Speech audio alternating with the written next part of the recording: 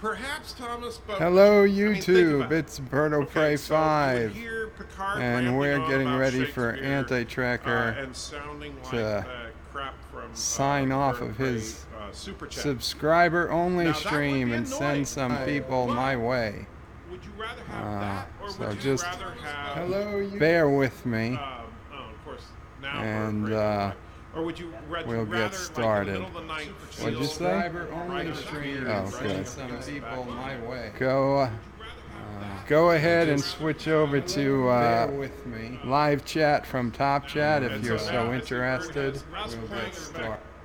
So, And I don't want to get raped by Riker. we'll get ready. Go ahead and switch over to. Should have fixed my shirt before I signed on, Say hi. but that's good enough. And I can't do it. It's fine. It's fine. In the meantime, let's see what Burnham We'll get ready. Okay, I am closing out Anti-Tracker stream. Good night, Anti-Tracker, although hopefully you'll come on. Okay. So the plan for tonight is Anti-Tracker sent this video from somebody named Ketwolski. I'll be honest, I've never seen a video from him before. Anti-Tracker sent this last week. I watched about 2 minutes of it. It is a Star Trek Discovery review from someone who clearly enjoyed Star Trek Discovery, specifically the final episode, Season 2 finale. So it's about 20 minutes long, so I'm going to live review it, and I will have it on in the background. I believe you will be able to hear it, but definitely you guys should all check out. I have a link to the actual video in the description. I have a link to Ketwolski's channel in the description. By all means, check him out. Check out his other videos. They might not all be like this. I don't know. But this is my first Ketwolski experience. Anti-Tracker was first on the pre-chat. Then Alex Brooks came in and said last. Thomas Potts came in, and Thomas Potts was first after I started streaming. Not Ryan Johnson says, I'm here, Qapla. Anti-Tracker says, hey. Commander Iron Wolf says, hey guys. Resolute Germ says hello. Black Adam says your head looks like an Easter egg with glasses. Thank you. Not Ryan Johnson says that's about as far as I got through the video. Ugh. Anti-Tracker says just got the notification from antitracker.com. Very good. Oh yes, and after this video I've got to show you guys the latest updates to antitracker.com. So yeah, that's the other thing we're gonna do. And then, if there's time, I want to talk about a little Game of Thrones. And yes, my Orville Bedlife, my last Bedlife stream, was taken down by Fox, aka Disney, but they credited it to Fox with the takedown for a content match. They blocked it worldwide for about 40 seconds of Orville video that I used with no audio, just video at 25, maybe 20% of the screen for 40 seconds of video. They blocked it worldwide. I did put in a dispute because it was 100% legit criticism and commentary. You know, I mean, the definition of fair use. But just to get it out there, because now that video is inaccessible to anyone but myself. I believe the Orville, the season finale, I believe Isaac figures into this next episode. Just to go over it again for those who didn't see it. They made it very clear in this episode, in Tomorrow and Tomorrow and Tomorrow. Isaac said that the device could make a neural link with a biological or artificial life form. So they wouldn't have read, they wouldn't, the writers are good on Orville. They don't throw in dialogue for nothing. Excuse me. So Isaac was as close to the device as Kelly was when they hit that gravimetric distortion. So there is no reason that only Kelly would have activated the device. It seems to me that Isaac probably did something with it too, and I bet Isaac did something to change the Klingons. My working theory in my head right now is that while history did change, I do not think those Klingons were looking to kill them. I think those Klingons were probably on peaceful exploration mission, or they were looking. They had, they saw a Union ship, and they were just looking to see, hey, what's going on? Why is there a Union ship out here? I think that Isaac somehow pacified the Klingons. I think that's what he did with his moment in the time thing. But I don't think they know that yet. Just wanted to throw that out there. That's my theory. Haven't seen anyone else bring it up before, so it's out there. Okay, let's finish off the comments, and I will get to this Ketwolski video. Thomas Potts says, Anti-Trigger, long time no see. Anti-Trigger says, great work, Bert. Thank you. John DeMarco says, hello again, everyone. Hello, John DeMarco. Laughable Larry says, I love reviews of reviews. Well, maybe somebody here can do a review of my review of this review, and the cycle can just continue into perpetual infinity. Shronmore says, greetings and salutations, good nerds. Welcome, Shronmore. Anti-Tracker says, welcome to live chat. Remember, oh, and I'm on top chat. I'm on top chat, even after I said it. Welcome to live chat. Remember to guard your privacy and abide by our community guidelines. Shronmore says 16th. Yes, that's about accurate. John DeMarco said Ketwolski is too soft on disco overall, but he does have some videos critical of it. Well, I don't know if I'll ever see it. Mr. Miles says, also remember to change from top chat to live chat. Welcome, Mr. Miles. Anti-Trigger says, I'm not fake. I don't want to mislead people about who I am. I can be serious too. I can cry a lot. It's just who I am. Okay. Laughable Larry says, I think the preview shows Klingons attacking. Well, honestly, I didn't see anything in the preview. I thought they were just showing clips of past episode. But maybe there's a preview out now. But we'll see. I've been wrong. You know what? I'm wrong almost as often as I'm right. We'll see. And the purpose of a lock is to turn a door into a wall. John Araki says, crap, just missed the theory. It's okay, you can always go back. Anti-Trigger, at age 30, you've spent a month having birthdays. But you're just coming out with random wisdom, Anti-Trigger? John Araki says, turn slow mode back on. Laughable Larry says, what happens at age 70, Anti-Trigger? Shromore says, the Red Angel was designed to benefit life, which didn't Burnham kill Luxwana Troy.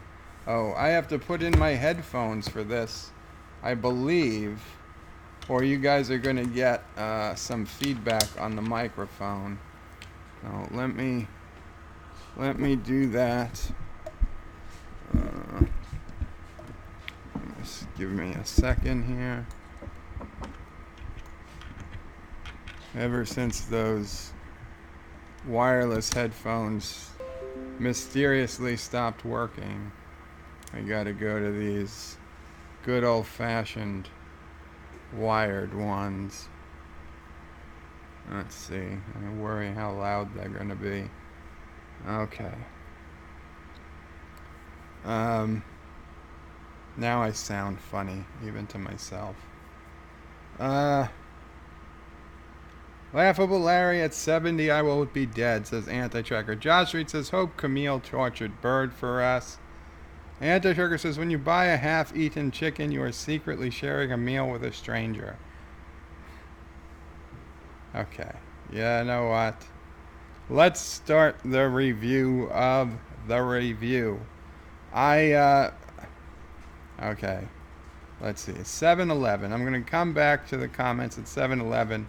But first, you guys tell me, and I don't know what I can do if you can or you can't hear it. But let me know if you can hear this review that's going on behind me. Warning, this video contains spoilers for Star Trek Discovery Season 1 and Star Trek Discovery Season 2. Hey, everybody! Did you guys hear that warning about it containing spoilers for Star Trek Discovery Season 1 and 2? And I paused it. Anti-Tracker hears it. Okay. Good. So I will start it over just for those who, and we'll go from there. Okay, I don't know what I'm in for. I mean, I know it's not great, but we'll see. We'll see.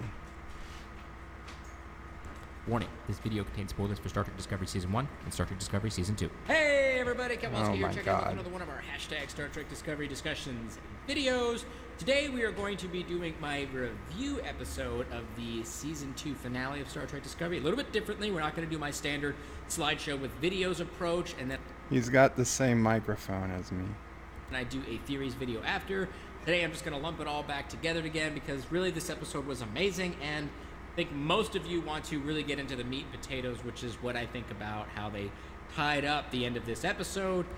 They tied something up? And leading us into the future of Season 3 of Discovery and the future of Star Trek as a whole at this point. So let's go ahead and jump right into it. Okay, so there were only...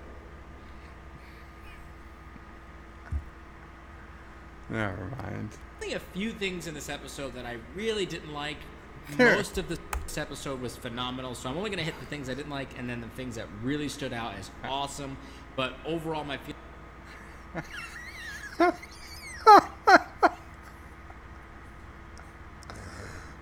feelings is if I had to rate this on a 10 scale, this would be close to a 9.5, maybe even a 9.7. I guess I only got 30 seconds in last time. A 9.7? He said 9.5 or 9.7. I'm sorry, even if you like Star Trek Discovery.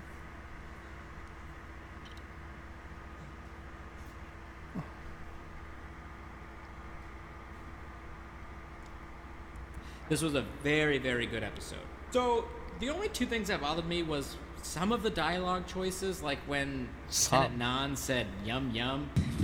Yum yum. Ugh, gross. It's so nasty. And nasty,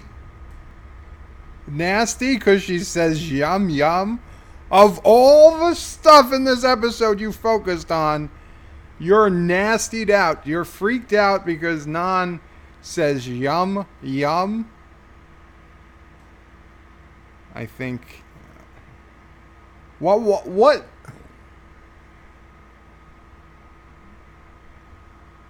Yum yum. Yum yum. Is that disgusting in some way? I must be out of touch. I must because I'm not hip. I'm not hip. And the other thing was the Admiral's death sequence, where she had to manually pull the release lever from the inside of the door and then stand there and let the torpedo blow up in her face. It was kind of dumb. It's something that they could have, used like a belt to loop around the handle and pull it from the elevator, or they could have just as easily done a site-to-site transport and beamed her away out of that room, or they could have tried to beam the torpedo off the ship, or... Well, they definitely could have tried to beam her out. Beaming the torpedo off the ship, I mean, I would say, okay, they probably have tech that would probably detonate the torpedo if it sensed it was being transported. That I could believe. So he's got a point here. Okay, we are a minute and 36 seconds in, and he is doing a very good analysis of why the Admiral's death scene was stupid. Okay? Most stupid thing is, why did the Admiral have to die to begin with? Could have been Pike. Pike could have gone in there. Pike could have closed the door behind him, and Pike could have just waited for the torpedo to explode. So we would save the life of the Admiral, who in theory should be a better commander than Pike.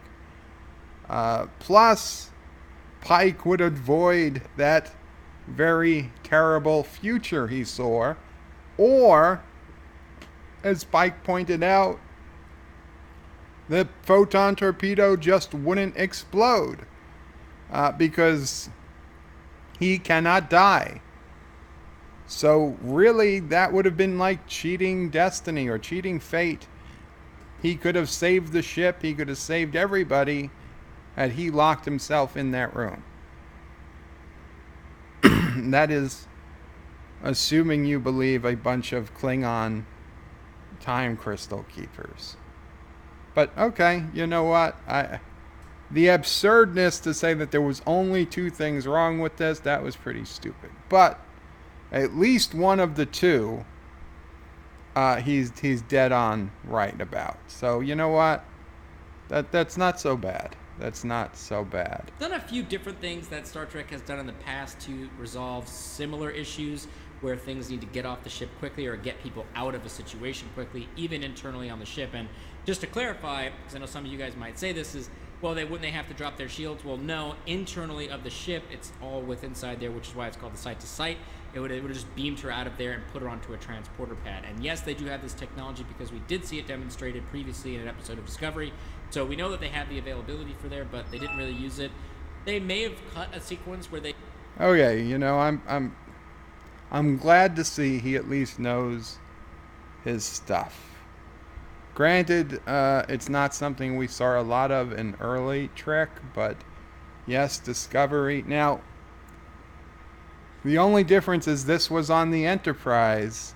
We know Discovery has site-to-site transport. Technically, I don't think we know the Enterprise does, and if anything, the Enterprise might not, and surely even if they did, it probably is not a quick procedure as it is in TNG and future timelines. It could be a very slow procedure, a site-to-site transport. And what did they have, 15 or less seconds? Because for some stupid reason, they let the counter get that low before deciding who was gonna go in and lock the door. But okay, obviously we're not dealing with a moron here. So props to you, Ketwolski. I respect your grasp of the canon that is Star Trek Discovery best it can be. They may have asked that question and they said, oh, the transporters aren't working, but it wasn't in the final episode. I didn't see them say that, so she kind of just stood there and took that blast to the face for what I think is no reason. But ultimately, it was a well-acted scene, a well-scripted scene, but I felt...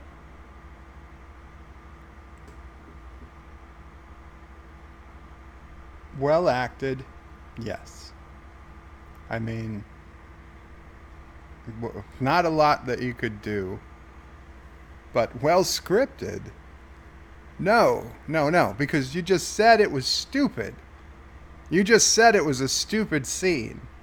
So how is it well scripted if you just said it was a stupid scene? It didn't have to happen.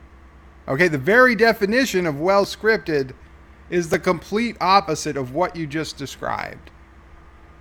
Okay, that respect I had for you, it's falling. It's falling a bit. Okay, because you just said the exact opposite You know what? Maybe this is why you like Star Trek Discovery so much, because you seem to think just like the writers. You will say one thing and then do the exact opposite and think, yay! But we're not even 2.5 minutes in. So let me give this guy some more of a chance. Like the plot point of her dying there was kind of weak. Other than that, everything else was really great. Other the than top that, things for me that really just hit home were, number one, the space battles. Star Wars.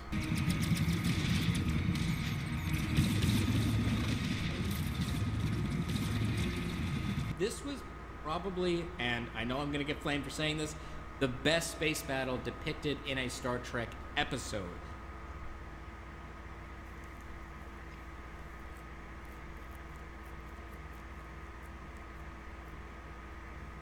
What's this guy? 20? 22? So that would have made him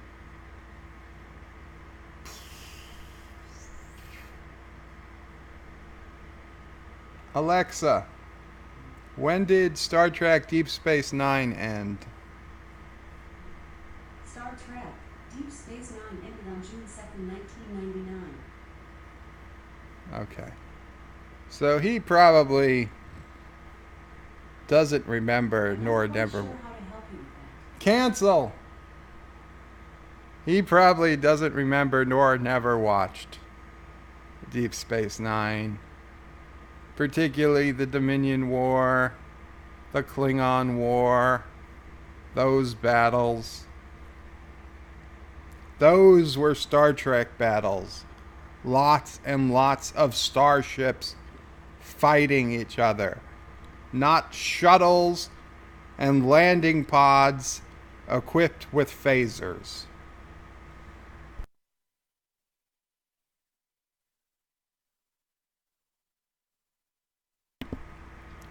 Excuse me.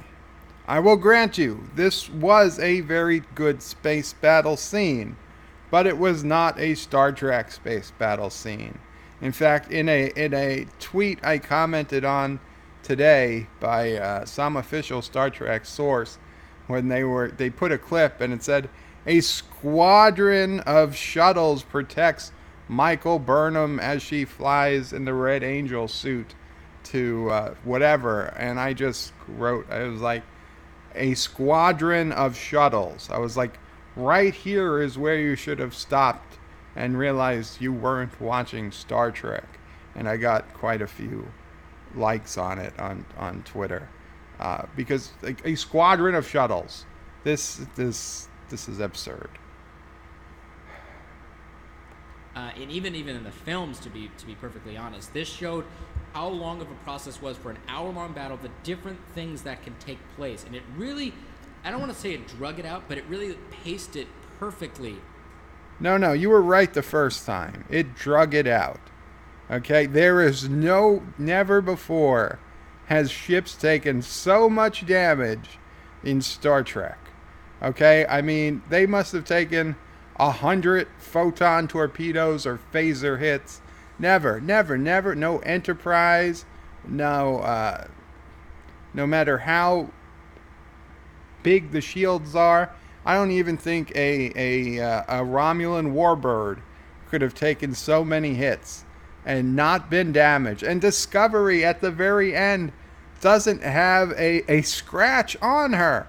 Doesn't have a scratch on her. The Enterprise, yes, it's got its big section of hull blown out. That somehow that magic door kept Pike perfectly fine, even though there was a window. Just the light intensity of the antimatter blast, larger than a nuclear blast. Just the light alone that should have come through that window should have vaporized him, even if it protected it from all other radiation and concussion, which it couldn't have. to where you feel the ships getting sufficient damage, you feel the drones getting sufficient damage, you see plenty of hero shots of the ships firing phasers, you see different parts of the ship getting damaged internally and people being hurt by it. I love the sequence. Yeah, you see rocks falling, which I will grant you has been part of Star Trek forever, but This is inside of Sickbay. Yeah, we have the emotional stuff with Hugh and Stamets and their reconnection, which will be kind of all expected to have happen. But that was really well done still. But the fact that we went in there, we were seeing the triage happen, and there was blood, and people were we saw that. really dying. You got to really see the. We saw that in a couple of episodes of Deep Space Nine. We saw it a lot more intense than what we saw in the minute and a half, 2 minutes they might have done in this episode. In fact, we saw the long-term repercussions of battle in Deep Space Nine. We saw Federation soldiers shooting themselves in the foot to get out of battle. We saw Nog lose a limb and go through PTSD and have to go through a long recovery process to get back into the swing of things. We saw Jake covering a story, a news where he ran like a coward. Jake Sisko, running like a coward, comes across a true Federation hero dying, and he tells him he's got to go back for his friend, and Jake gets a close-up view of what hell war, the hell of war, a ground war, really is. Not just space battles, actual combat. That I'm sure. Now, I've never been in the Army or obviously any military service, but I'll grant you, I am sure it is even 1,000 times worse than even Deep Space Nine portrayed it. But hell, at least they tried to portray it. Impact of what was happening from this battle, and then the different things, like the doors aren't working and people had to repair things manually on the inside and do different things. It wasn't just all mishmash of buttons or things happening off screen.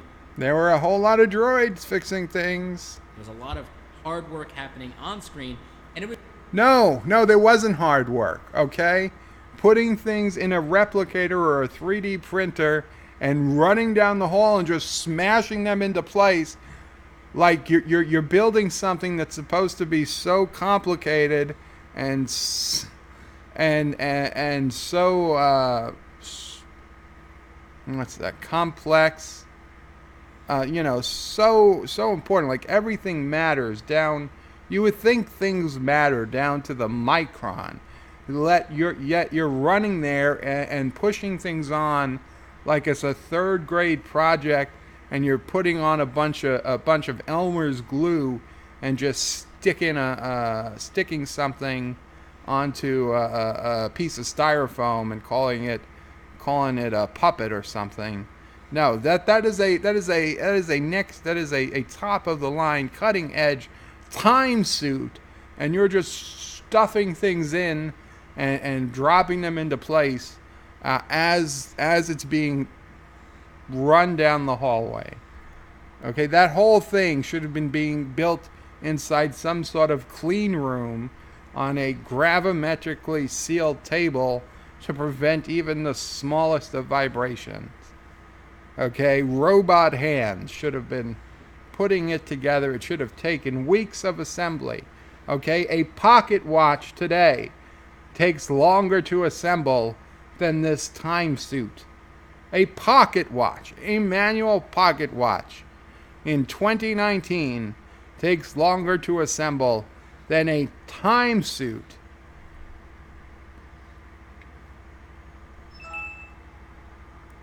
It's just really well done.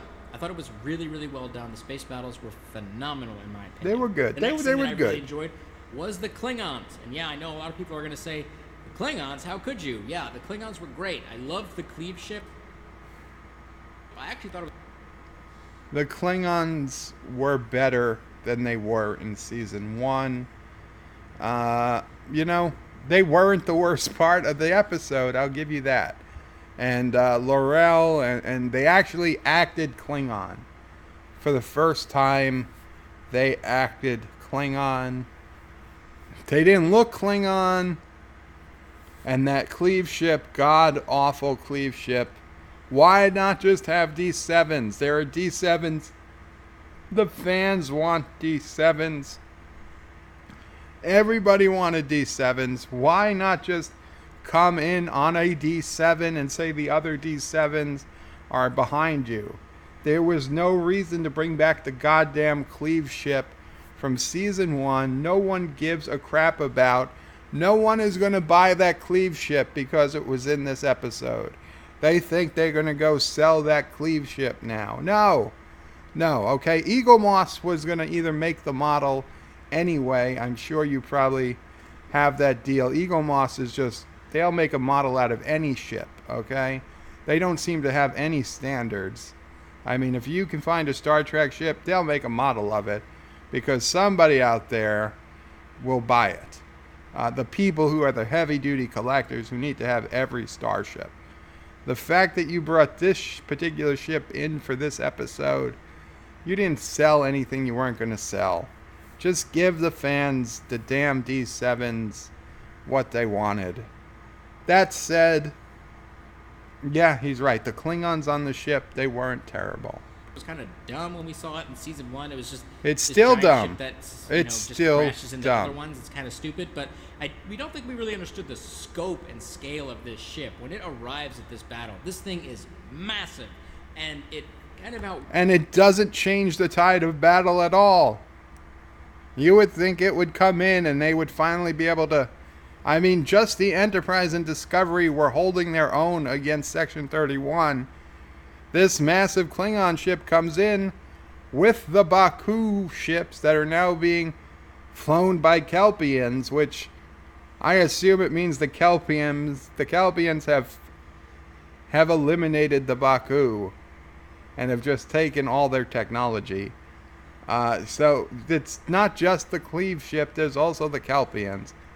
You would think they would have kicked ass and the battle would have been over in 5 or 10 minutes. Ways how dumb it is when it's just a giant battering ram, but it's really, really massive. It's not it a battering has other ram. Weaponry aboard it, and this thing is huge. Probably one of the biggest Klingon ships we've seen so far on screen. I'll have to rely on Trek Yards to give us the accurate, dimensions on that thing, but it is massive, and it does a nasty job. And all of Laurel's sequences inside of the bridge, which also looks really Klingon, by the way. It's a really well done bridge. I love the way it looked. All of her sequences, when she said, "Today is a good day today," I got chills. I thought it was great. The acting was great there. And then, of course, the D7s roll in, and they're boom, boom, boom, boom, firing everywhere. I thought it was really well done. Again, a beautiful setup for the battle sequences there for both the Federation and the Enterprise. I thought it was great. The next thing that I really enjoyed was the dialogue between Spock and Michael, especially when they were on the hull of that ship and they were talking back and forth. They were really troubleshooting the issue of the time suit. They were really emotionally connecting. They were really sharing themselves with each other. And then the end sequence, when basically Michael had to say goodbye to Spock, was super impactful. And you could really feel the emotions. And when she said little brother,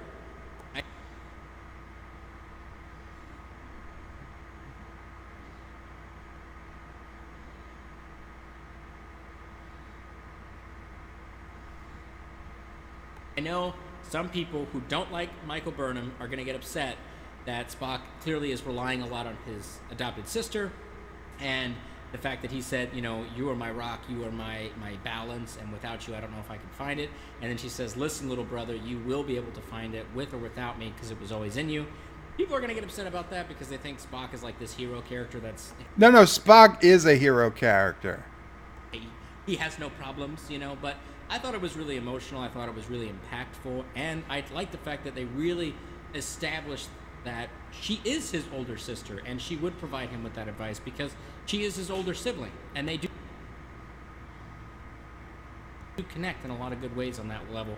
And I thought that scene was beautifully acted. I thought the sequence where they showed them touching hands doing the live long and prosper sign on the hangar before they took off, I thought that was really great. And then they juxtaposed that later on where they played back his memory of them doing that as children when he was showing her how to do it. I thought that was really emotionally impactful. I thought that was really great. The other thing that I really liked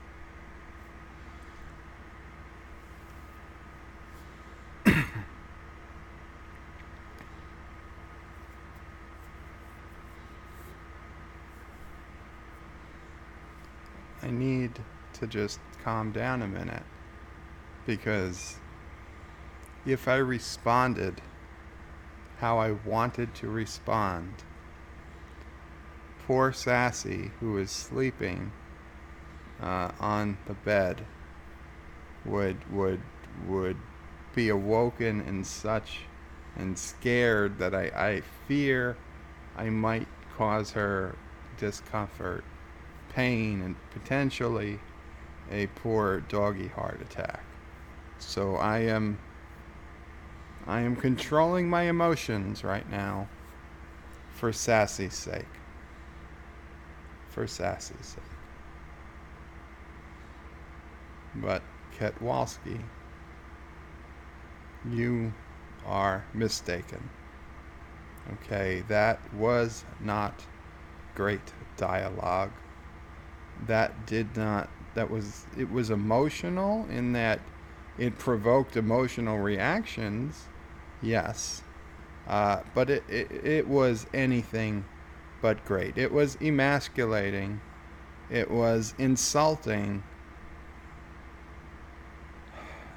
And no, it didn't feel real at all. I love my sister. I do. Okay? I would not choose just...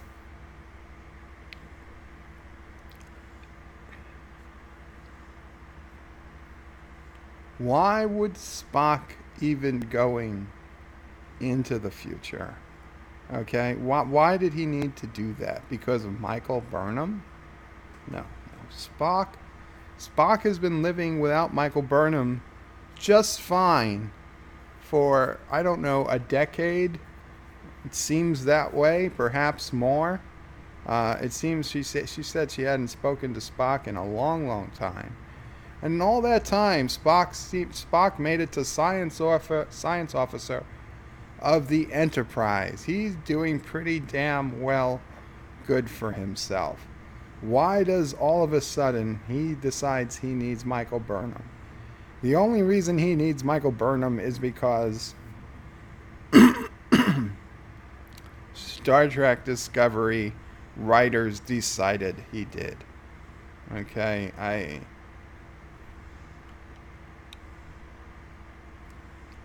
don't know. Was all of the characters. Everyone was doing fantastic, from Leland to doing Georgiou's jokes to doing Reno's jokes with everybody. Everything was great. I loved Hugh's emotionality when Stamets gets pulled in. I loved all of Pike's sequences. Number one, she did a fantastic job. Everybody was doing such a phenomenal job with their acting, and the scripts made so much sense. No, none of the scripts didn't make any goddamn sense. The scripts didn't make any goddamn sense. You said it earlier that the scripts didn't make... No, the scripts were terrible. The scripts were terrible.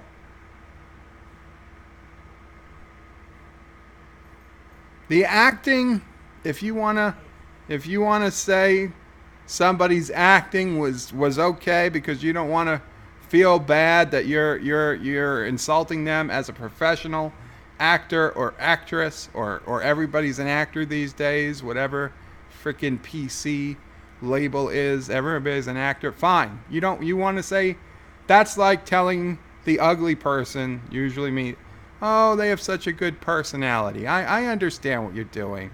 Yeah, you acted it well. You could say that. Yeah, they acted it well. But the script was shit. The script was horrible. The script is what is to blame.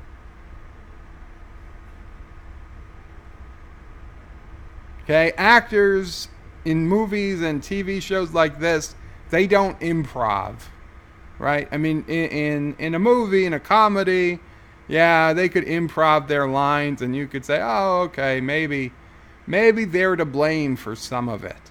No, in a show like this, they're not improving any of their lines. They're told what to say, and they read it, and they say it to the best of their ability. Sometimes they're very good at reading them. Sometimes they end up pointing a phaser at their own face because they're complete idiots. At least in terms of what Star Trek is. I'm not going to argue on well acted, but no. The script, nobody can tell me this script was good. You don't appear to be high, my friend. You do not appear to be high. I'm at a loss. Do we know? Perhaps you work for, or your parents work for CBS? Do you have a personal interest in this? Perhaps. I don't know. Few moments where it was like, that line is kind of dumb, but overall, yeah, okay, wait, you said something was kind of dumb? Let me go back. With their acting, and the scripts made so much sense. Again, there was only a few moments where it was like, that line is only a few. Kind of dumb, but overall, this episode was fantastically acted and well. Okay, fantastically acted. He said it, fantastically acted, and I'm not going to argue with that. Well scripted, and all of.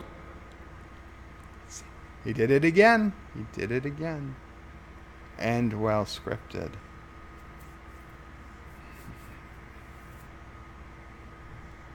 It made perfect sense. No, what? Wait. Number one, she did a that line is kind of dumb, but overall, this episode was fantastically acted and well scripted, and all of it made perfect sense. No! All of it made perfect sense. What universe are you in, Ketwolski? Perfect sense? Where did the data go? Where did the sphere data go? They couldn't transfer it, they couldn't move it, but they tried to, but they did, but then they couldn't. Then it was gone. Where did it go? George, you moved it somewhere. How? It wasn't movable. That was the whole point. And then once Leland is dead, why are they going into the future? Why are there droids on the Enterprise hull? Why does the goddamn Admiral have to kill herself? Why is the photon torpedo 40 feet long? Why doesn't Sarek get help? Why doesn't Sarek send the fleet?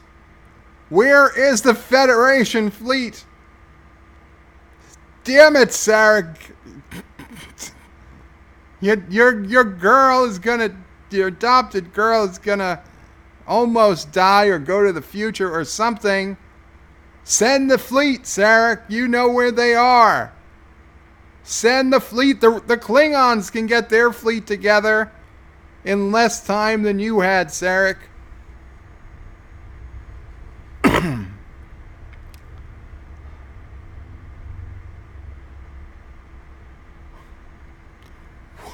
Where are the shuttles coming from?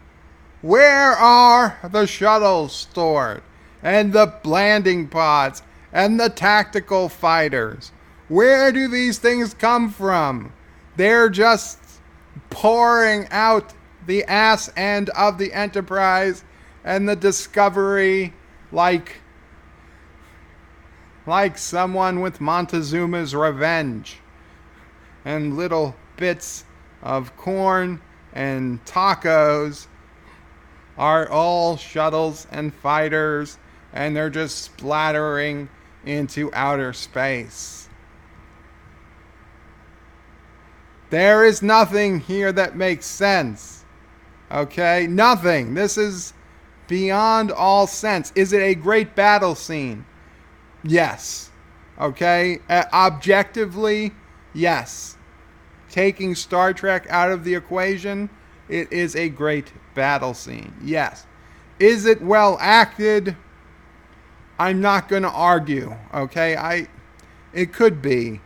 I don't really care how well things get acted, as long as they're not so awfully acted that it's bothering me, that I notice it.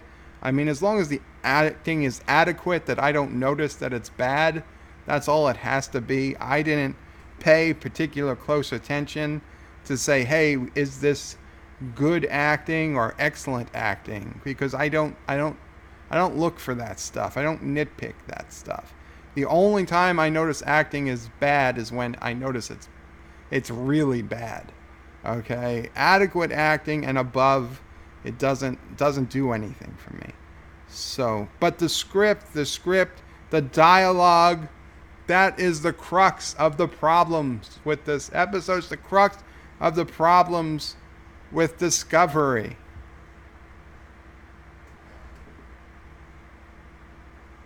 Five minutes.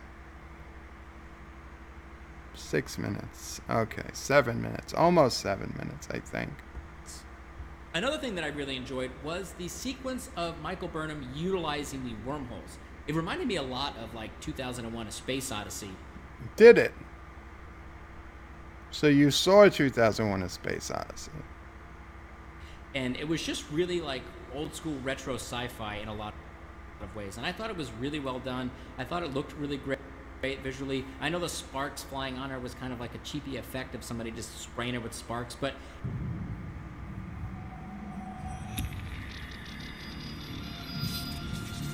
Yeah, that's somebody spraying her with sparks. That's what it is. That's get me my spark gun. I'm sorry, Sassy.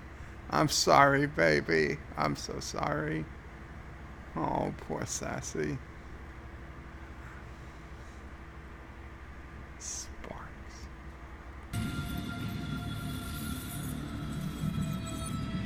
it just worked for me. Like, I really liked how like the image just flattened and the hole was there and you could see how she went through it, and I just loved her going through it. It was You loved her going through a hole. I loved her going through a hole.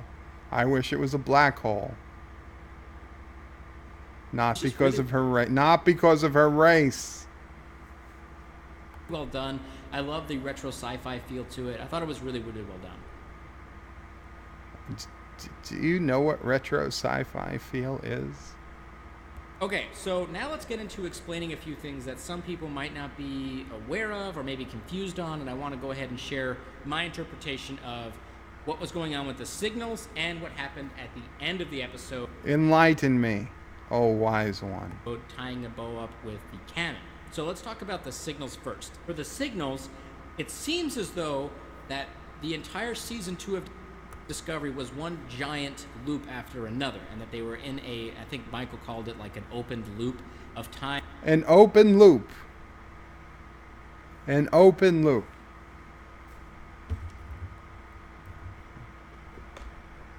Yeah. Where No, you wait there. You wait there.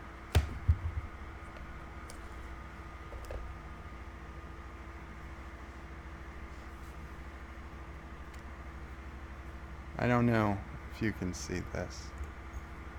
Yes, this is a loop. This is a rubber band. This is a loop. Okay. How do you get an open loop? What is an open loop?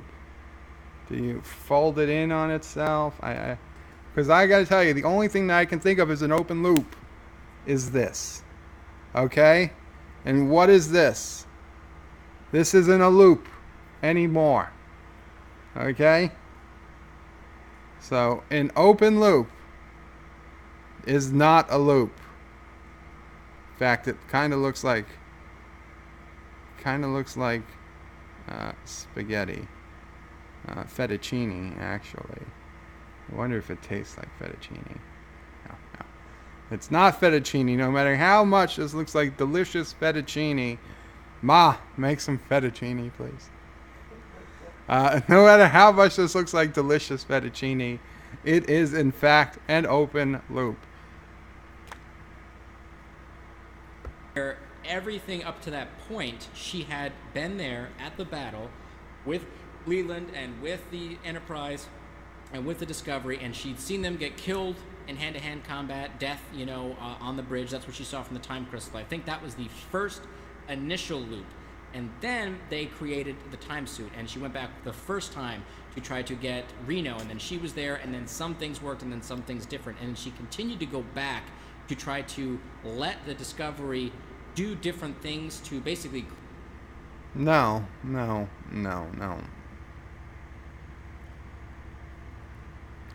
So I think he's saying that they replayed this 6 or 7 times, and each time she realized she needed another piece of the puzzle to win the battle. Absurd. How did she even know Jet Reno was where Jet Reno was? That doesn't make any sense.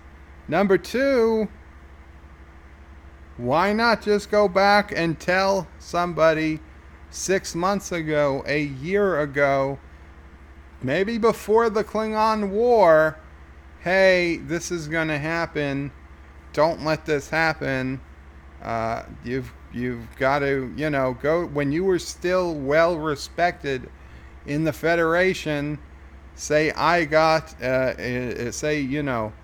go to an admiral who knows what's going on at Section 31, who knows about your mother's time suit, and say, hey, I know what happened to my mother because she came to me, and now I'm going to you because we have to prevent this thing from happening in the future.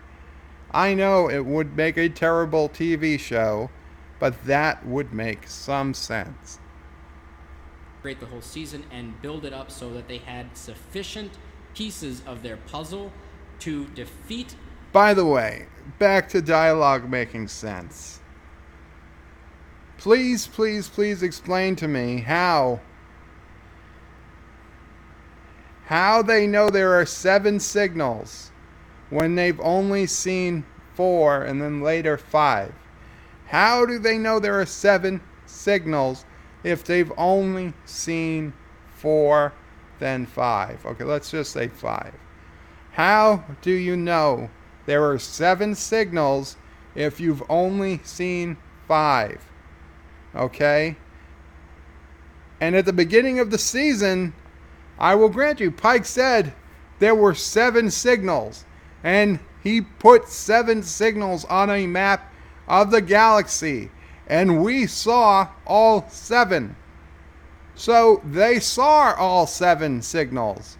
So why are they lying to us to say that we've only seen 5 or 4 or whatever it is in any given episode? They saw all 7 at the beginning.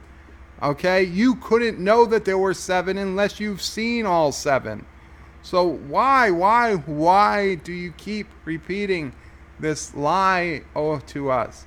Do you think we are stupid? They must think we are all like you, Ketwolski. And I'm not saying you're stupid, because I don't think you are.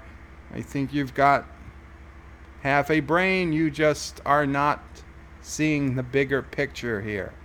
Okay? I think maybe you got the space battle scene and you're like, oh, pew, pew, pew, pew, pew. Everything's good. Okay? No. None of this makes any sense. Section 31, Leland's fleet, control AI to defeat them in that battle and get Michael Burnham and the Discovery into the wormhole. She went back in time and did different little pieces to make sure it all happened. So it's basically just one large loop, essentially, which is she knows she has to go get Reno. She knows she has to get the time crystal on Boreth. She knows she has to save Kaminar. She knows that they have to show where Terrelysium is so that they know, Discovery knows where to go once they get to the future. Kaminar, those Kelpians did almost nothing. Okay, they did nothing to the battle. The Klingons, they were the ones that really turned the battle, if there was even anything to turn. Because like I said before, the Enterprise and Discovery seemed to be doing just as good a job before they got there as they were doing after they got there. She knows all of these things. So from the battle moment is when she does all of the jumps. And then when she gets there, because now all of those things have happened. Because in that moment when she's standing there, she hasn't actually done it yet, because it's still like the two timelines actually meet up at that point where she. And it's goddamn convenient that her suit doesn't let her go into the future. It is, after all, a time suit. You would think a time suit would let her travel through time, even if that was to the wrong time, right? I mean, it's not like you get on the Enterprise and say, take me to Talos 4, and the Enterprise just sits there, and you're like, well, why? Why isn't the engines working? Scotty, or whoever you are, why aren't the engines working? And I go, I don't know, Captain, I don't know. And then Spock says, oh, I know why they're not working. Because we assumed we had to go to Talos 4 first. But we really got to go to Alpha Centauri first. And then you say, okay, well, let's go to Alpha Centauri, and then the engines start working. Oh, that makes such logical sense. No, it makes no sense. He's gone back in time to cause the red bursts and where they are at the actual fight. So Spock says, well, you need to actually go back in time to do those things, and then time can move forward, which is why she wasn't able to do anything on the display system, or at least that's what they theorized there. It's a little complicated, and yeah, it's a little wishy-washy because it's a time travel plot. Travel plots are very difficult. They're very difficult to do. It's a little They've difficult to been understand. done many times. I understand how all 7 quite red well. bursts appeared at the beginning of this season. Okay. And then they all disappeared except for the one in front of Jet Reno, and then they all started to reappear. I don't know why all 7 appeared initially, and then some of them disappeared. And Thank you. Thank you for bringing some civility back.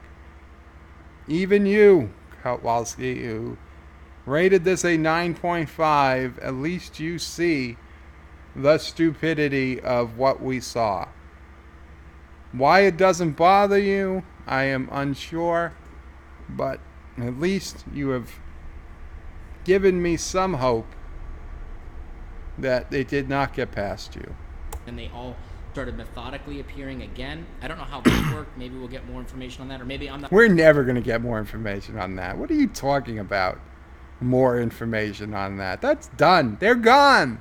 They're in the future. They're never going to bring up any more information on that. Understanding that. If somebody understands that better, throw that comment down below. Maybe. Nobody understands it better because it's impossible, because it's stupid. That's the problem. It's not understandable. You want to understand it? It's because the writers suck and the whole show sucks. And they didn't know what they were doing. They didn't know where they were going. People kept getting fired. People didn't know where the story was supposed to be going. The people who initially created the season weren't there by middle of the season.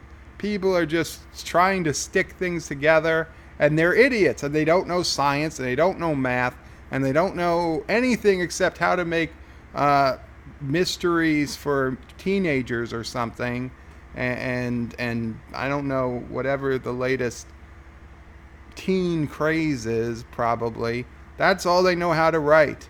They don't know how to write for Star Trek, so we end up with open time loops. Maybe you can explain it to me. But from what I gather is after she did the things that she was supposed to do in the past and then re-arrived back at the battle, then she was able to then understand that the 6th and 7th red burst signal was the one to show how Discovery needs to go through the wormhole. This wormhole is completely visible. It is 100% visible to the visible spectrum, let alone Saru's increased spectral awareness. Okay? I could have piloted the Discovery dead center through that wormhole. It didn't need a red burst telling me to go to exactly where I could see I needed to go. Just saying. And then the 7th one is letting Spock know and everybody in the Federation. 124 days later. Yet it appeared at the beginning. Know that knows about the battle, at least, that let them know that they made it to the future safely and that they're just hanging out on Terra Elysium. So it makes sense. It makes sense enough, and that's really what it comes down to. Is the No, it does not make sense enough. enough. The time loop thing kind of doesn't make sense, and in other areas it does.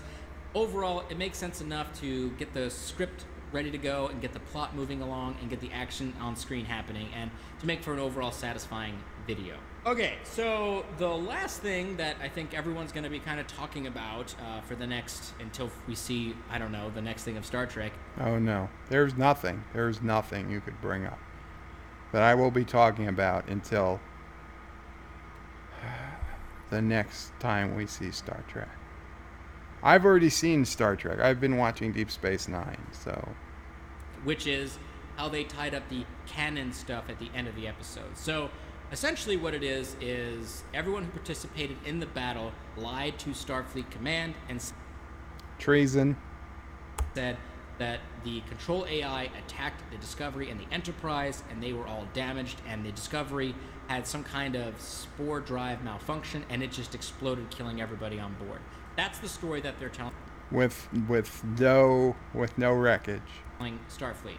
The intent of this is, number one, to lie.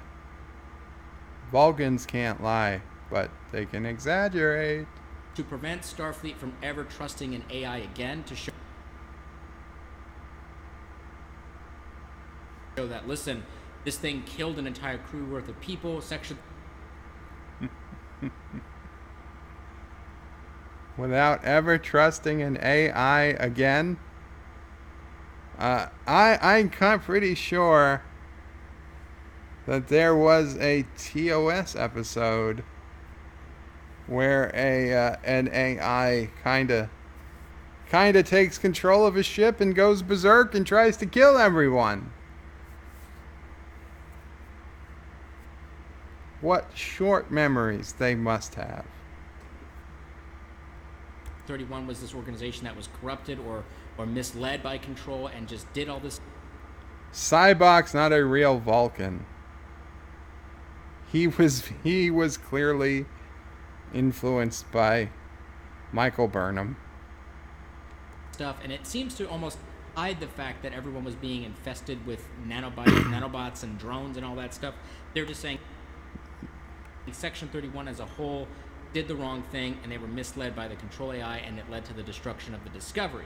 Now, Spock says to the investigator from Starfleet Command that essentially nobody should talk about this ever again, and they already have the rule in place about dealing with temporal events and not, interfering with time travel. No, what rule? Where does it say they have that rule in place? As far as we know, this is the Federation's first foray into temporal events. Stuff, which is his approach, which is to basically blacklist everything to do with racist. First and second season of Discovery. Never mention the ship, never mention the spore drive, never mention the events that happened with. Why is the spore drive lumped in with the AI and everything else? I mean, the spore drive is stupid. Don't get me wrong. It is totally stupid. But it has nothing to do with the AI. It has nothing to do with Section 31. It has nothing to do with control. And really, it has nothing to do with Michael Burnham. It could save tremendous numbers of lives. It could push Federation exploration to levels unknown, and will remain unknown for centuries. The spore drive is like inventing the car that runs on water and then saying nobody is allowed to talk about it again, and classifying it, and not only classifying it, apparently erasing it, because clearly if it was only classified, Section 31 would still have a way to make a spore drive. The control AI in Section 31 never mention any of the crew ever again. And all their families are going to just go along with this? Where are the people that are going to be protesting in San Francisco? What happened to my baby? Where are my kids? Where's my kid? they signed up. They were on the Discovery. Last I heard from them, and now Starfleet doesn't acknowledge they ever existed, and I don't get my survivor's benefits or compensation or Federation holodeck time because there's holodecks now. Yeah, where is that? Where are they? Where are all the people who don't want to say that their kid never existed? Or the time suit. So everything needs to be deep classified, and no one can ever talk about it ever again. Are you gonna say it? You gonna say it? And they did this, number one, under penalty of treason. Under penalty of treason. That again is dialogue that makes no sense. There's no such thing. It's like saying you're not allowed to steal a car under penalty of copyright infringement. You cannot assign the penalty. You've assigned the penalty of one crime to be a completely different crime. Okay? Sharing copyrighted material or sharing confidential material is not treason. Okay? It's a different crime.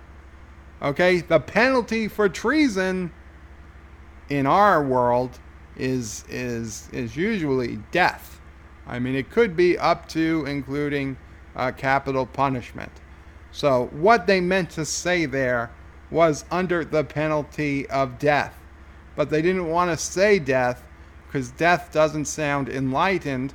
So they said treason, which is stupid because treason is a different crime under penalty of treason. Well, what's the penalty for treason? Okay? Is the penalty for treason death? Because it shouldn't be. At least in 10 years it won't be. Okay? When the Enterprise, when Spock takes the Enterprise back to Talos to bring his Captain Pike there, who's suffered the accident and is now in the wheelchair. It's the only taking the starship to Talos 4 is the only crime that still has the death penalty in the Federation. So treason should not have the death penalty.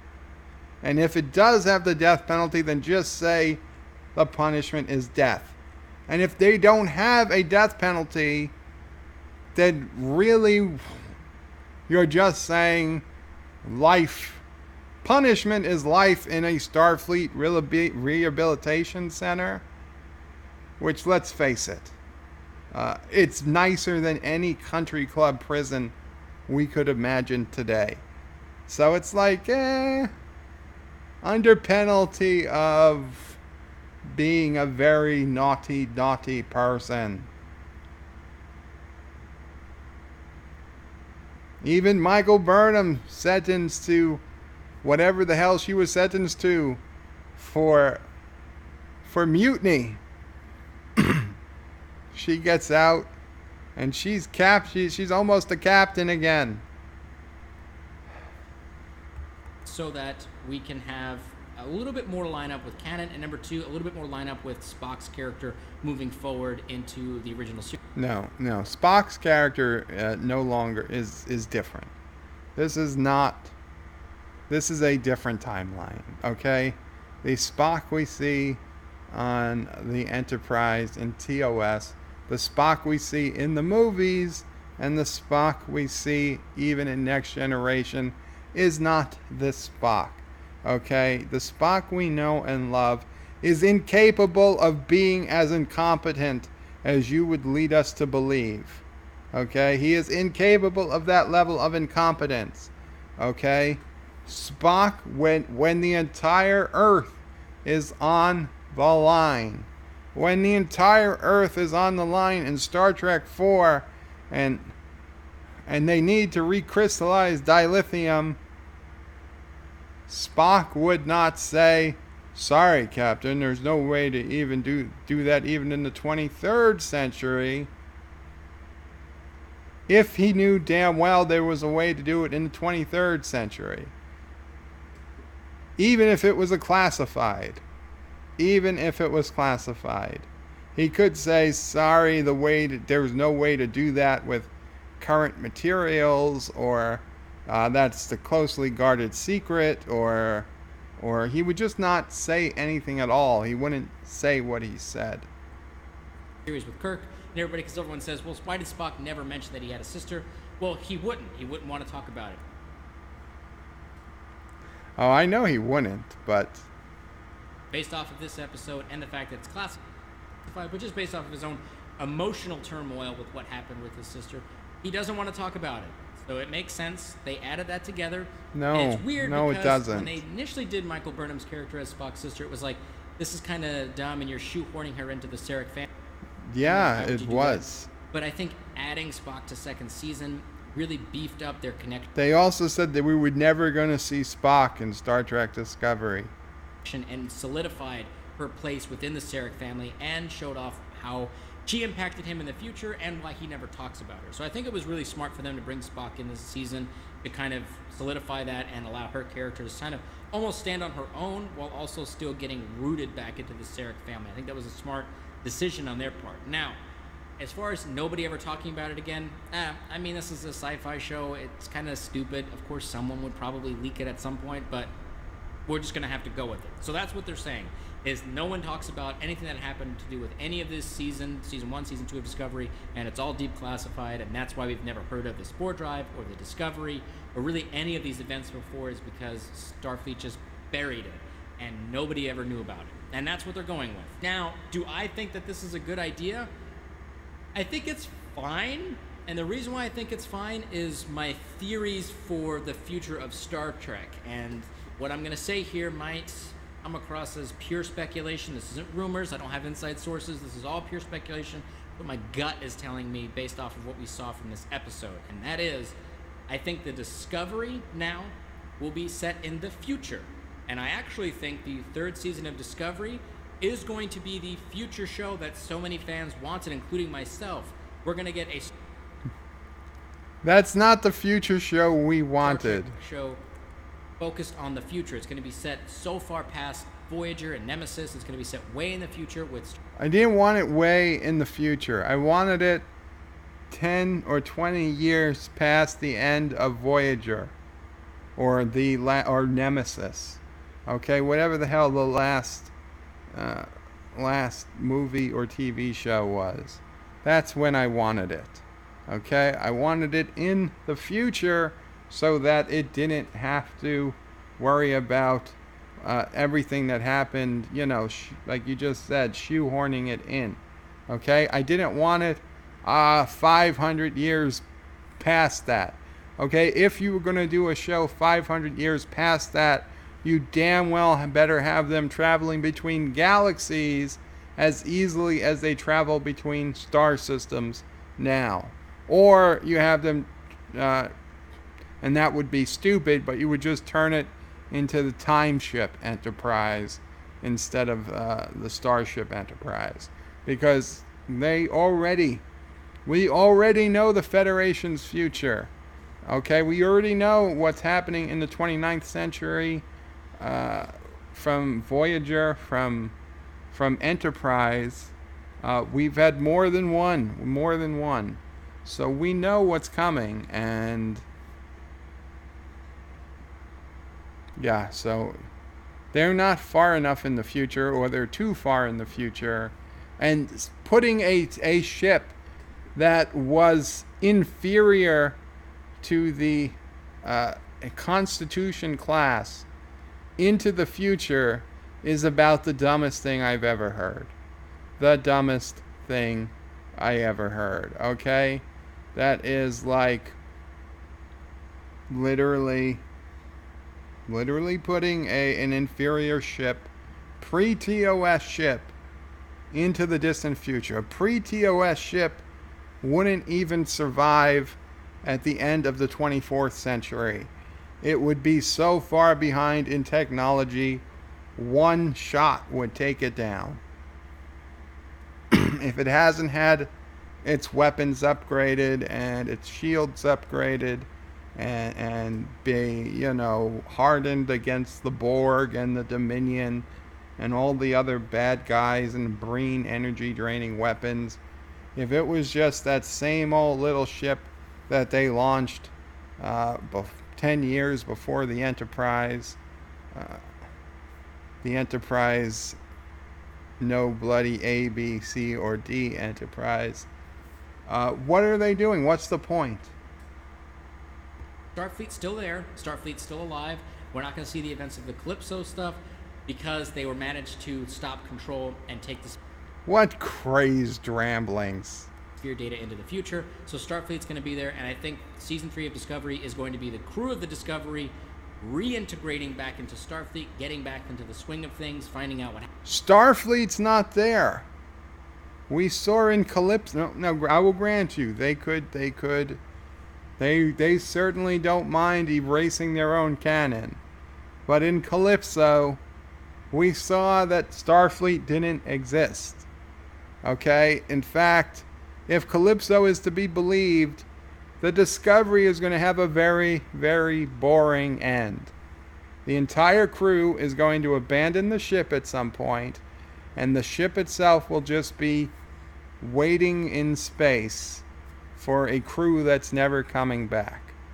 So, again, Discovery wrote themselves into a corner. Now, I don't put it past them to completely ignore what they wrote in Calypso. Damn it, Alexa, I said Calypso!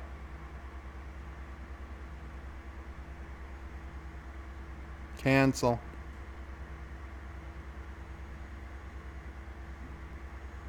I wouldn't put it past them to just ignore what they said in that episode, that short trek. But they did write it, and they should have to deal with it. Happened to their loved ones, and then possibly deal with the fallout of the They died. All their loved ones died. That's what happened to their loved ones. fact that it was this huge cover-up. I don't know. But I think that's what it's going to be. I think Discovery is going to be permanently in the future. I don't think they're ever going to come back to the TOS timeline. I think they're doing that intentionally so that they don't have to deal with any more of this canon nonsense and damaging any more timelines. I think they're going to keep it in the future. Now, the other piece that I think is going to happen is I do not think that the Section 31 show is going to be its own standalone thing anymore. I think that it's going to be broken down and molded together into one giant TOS show that's going to heavily feature and star Anson Mount and Ethan Peck and Rebecca Romaine. It doesn't seem like Pike is. It doesn't seem like Pike is going to come back. Okay, I saw the interview. He's like he mumbled something like over my dead body. He was not happy with the entire situation. He felt it was horrible, a horrible experience. Okay, yeah, he can't come out and say, "Oh my God, I hated working with those people. They sucked," because it would be the end of his career. But he said almost that in the only way he could, as nice a way as he could. Okay. That there would have to be a lot of creative talks and whatnot. That's basically saying, no, I'm not coming back unless Alex Kurtzman and everyone else that's on staff is fired. Okay? So no, Pike isn't coming back. I would love it. I would love it, but he's not. He's not. They're not going to do it. They're not going to get rid of Kurtzman. And if they do, and they get rid of all the old writers and and Kurtzman and everyone else, then you might not even need Pike back. You could maybe just make a good show with a fresh, new crew on a new ship that we've not heard before in a future that's not too distant, but further enough along that it doesn't screw up previous timelines. But it's not going to happen. I know it's not going to happen. You know it's not going to happen, Kowalski. and Shazid Latif, who, however you say that, and Marie Wiseman as the Klingon, and I think that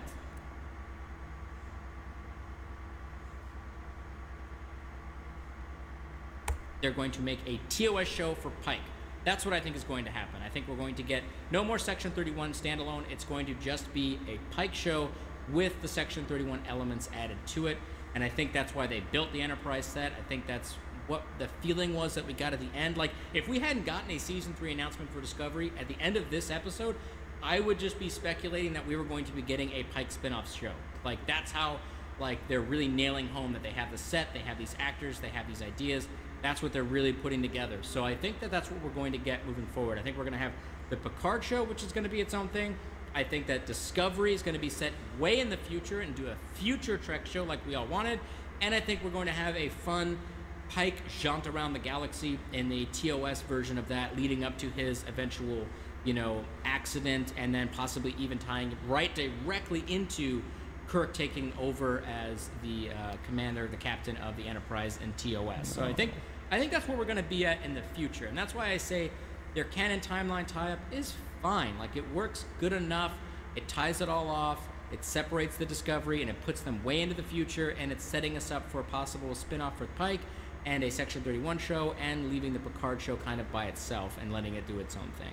The other part that I do need to touch on, which I know a lot of people are going to be still complaining about, is visually, that even if we do a TOS show with Pike and with Anson Mount and Ethan G and all those guys and gals, it's still going to visually look a lot different. And I don't think we're ever going to get away from that, because unfortunately we're not in the 1960s, and if they want to continue to have their TOS cake and eat it too, they're going to just continue to do these TOS related shows and episodes with updated visuals. Yeah, I don't care. They could absolutely do it if they wanted to. I believe, and you can say that there's no evidence to this. I think there plenty much is. That, just logic, just simple logic. I don't need evidence. Okay, it just makes sense. Merchandise. Okay, they can make a lot of money off of merchandise if they had a popular show. So certainly they want to be able to make merch. And if they make the Enterprise look just like the 1960s Enterprise, if they make the Enterprise look like it did in Trials and Tribulations, or in the Enterprise Mirror crossover, that other constitutional class, beautiful looking ships, beautiful sets, looked great, 100% doable.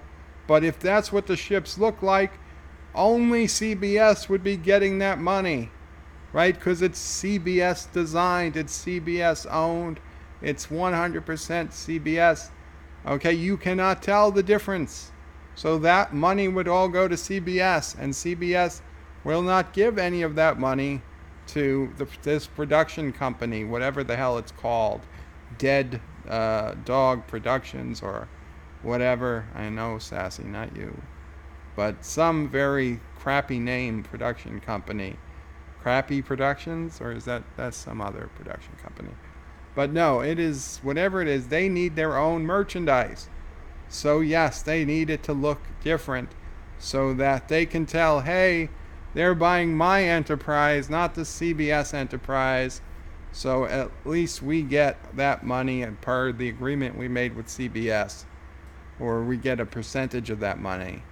Okay, so it makes sense. I understand, and you know what? I've said this before, if it was just the visuals, I really wouldn't care. I mean, yes, it sucks. I don't believe they needed to change it, but I get it, okay? I get it.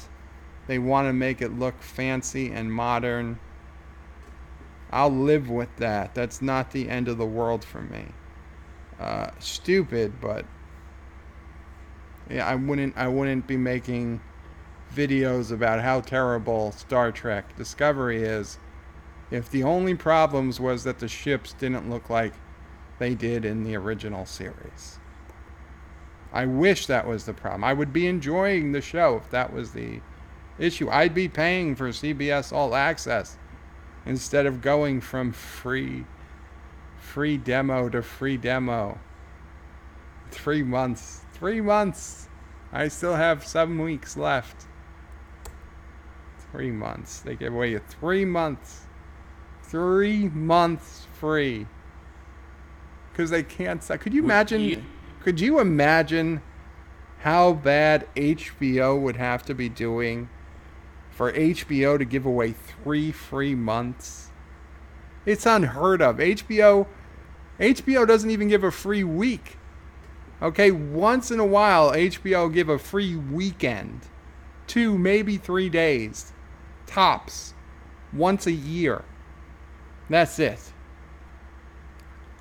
You're not gonna get a month.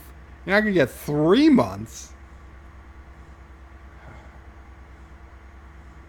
You're either going to get over that or you're not, and there's really nothing else to say about that. Either you're going to be able to accept it or you won't be, and you know that is a personal decision on you.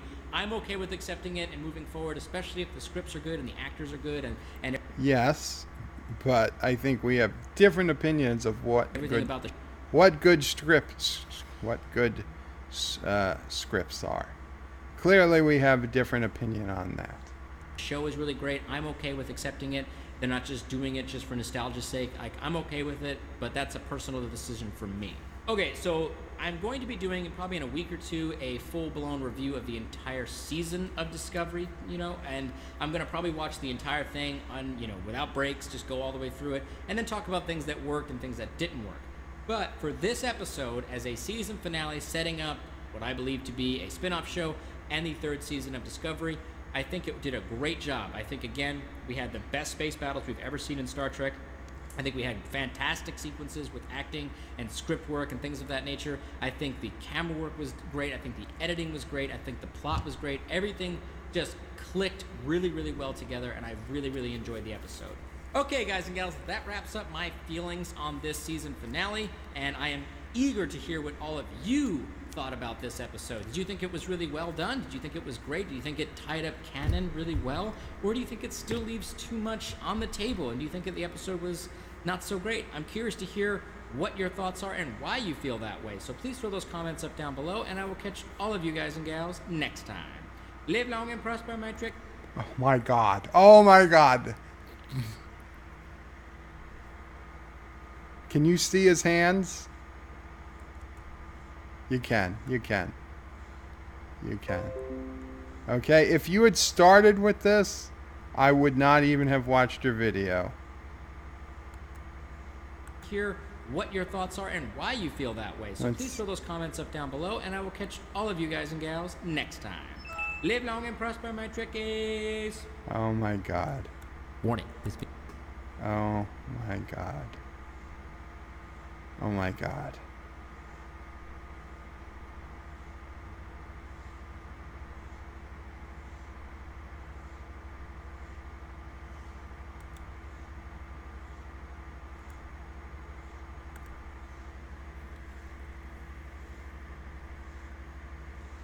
I had to restrain myself because Sassy is sleeping and Sassy is innocent in all this.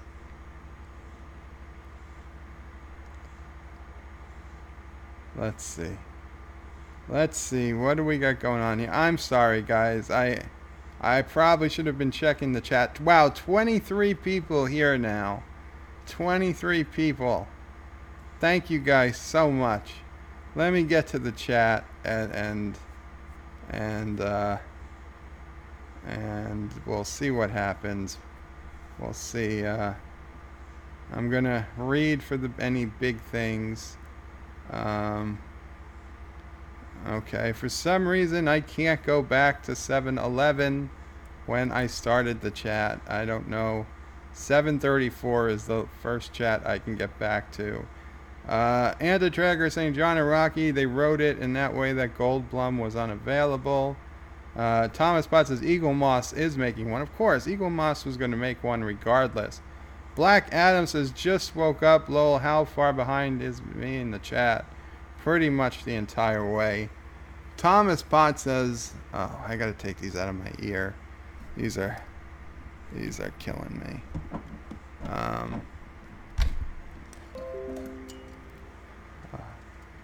Thomas Potts says, I find it strange that Egomorph separated STD from the rest. I don't, because Egomorph isn't stupid. John Araki says, why didn't Control in the future send a machine back in time to kill Burnham's mother before she could have conceived Michael? Why indeed? Thomas Potts says, normal Darth Zoom. Adam, okay. Anti-Tracker says, yep, Cleve ship is 54.95. That's about 50.95 too much. Ensign Ricky says, Resolute and I are the non-wrenchers. Ensign Ricky, welcome. If you are still here, my friend, welcome to the Wrench Club. STD ships are bigger, so more money, says Thomas. Anti-Trigger says, here comes the aneurysm. The Baul. Did I say it wrong? Baul, bold, whatever the hell they are. The stupid aliens we didn't even get to see enough of. John Araki says, tells Ensign Ricky that Anti sells wrenches now. Ensign Ricky says, cousins to Stargate's Gauld. Anti-Trigger says, I can see his heart rate climbing. I should have did this. Can you guys see it? It's upside down. No, that is right side up. Let's see. Is there a number on there?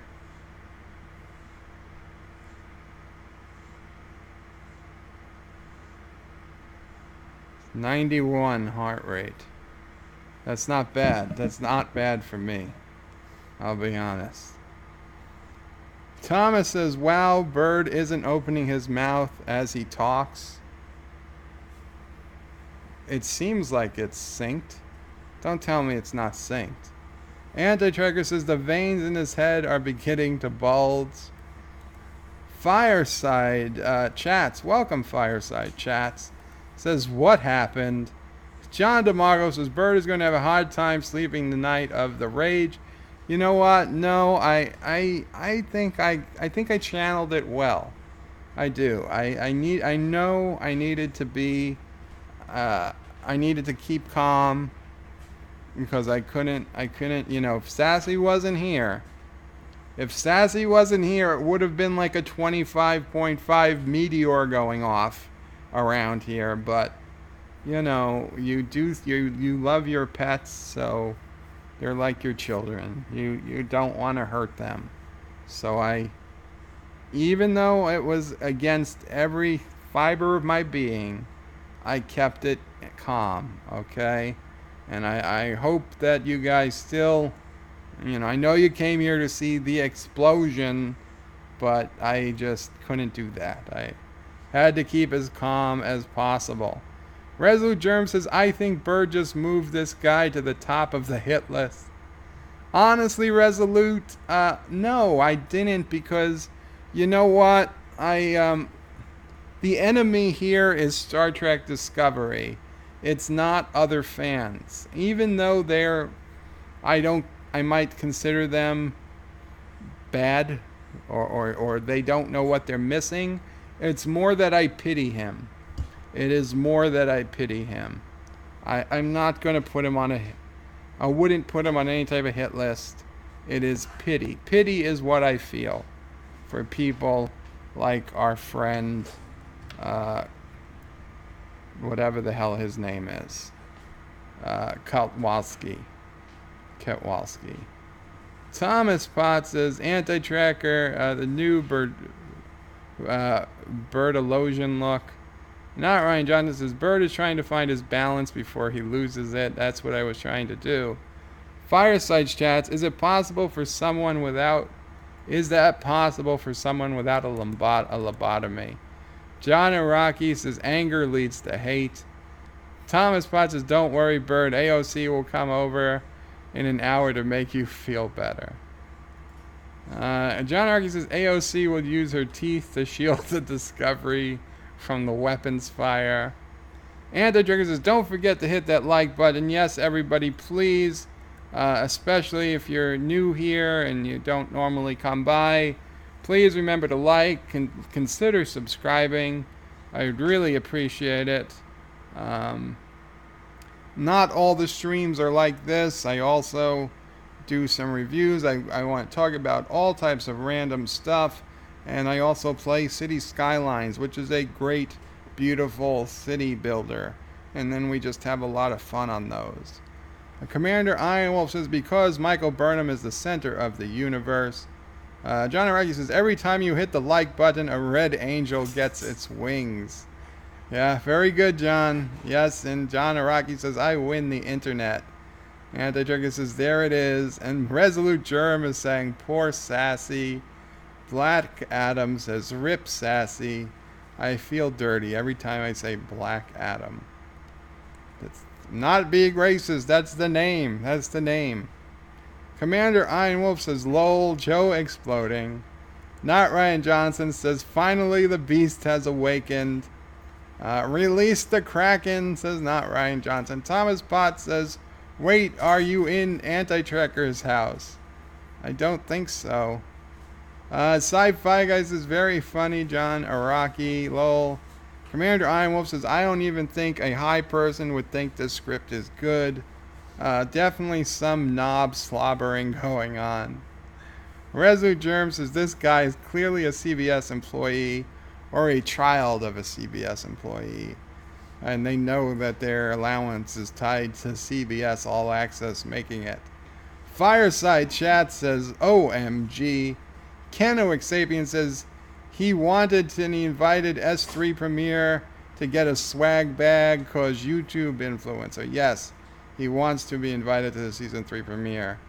Thomas Potts says, the chat is on Thomas mode only now. Commander Ironwolf says, what is Thomas mode only? I wasn't even going to ask. Fireside Chat says, Anson Mount was good. Doug James was good. Did anyone else even do anything? Jane Brooke was good at standing to attention and getting blown up. Canoic Sapien says, no point in arguing with NPC. Exactly.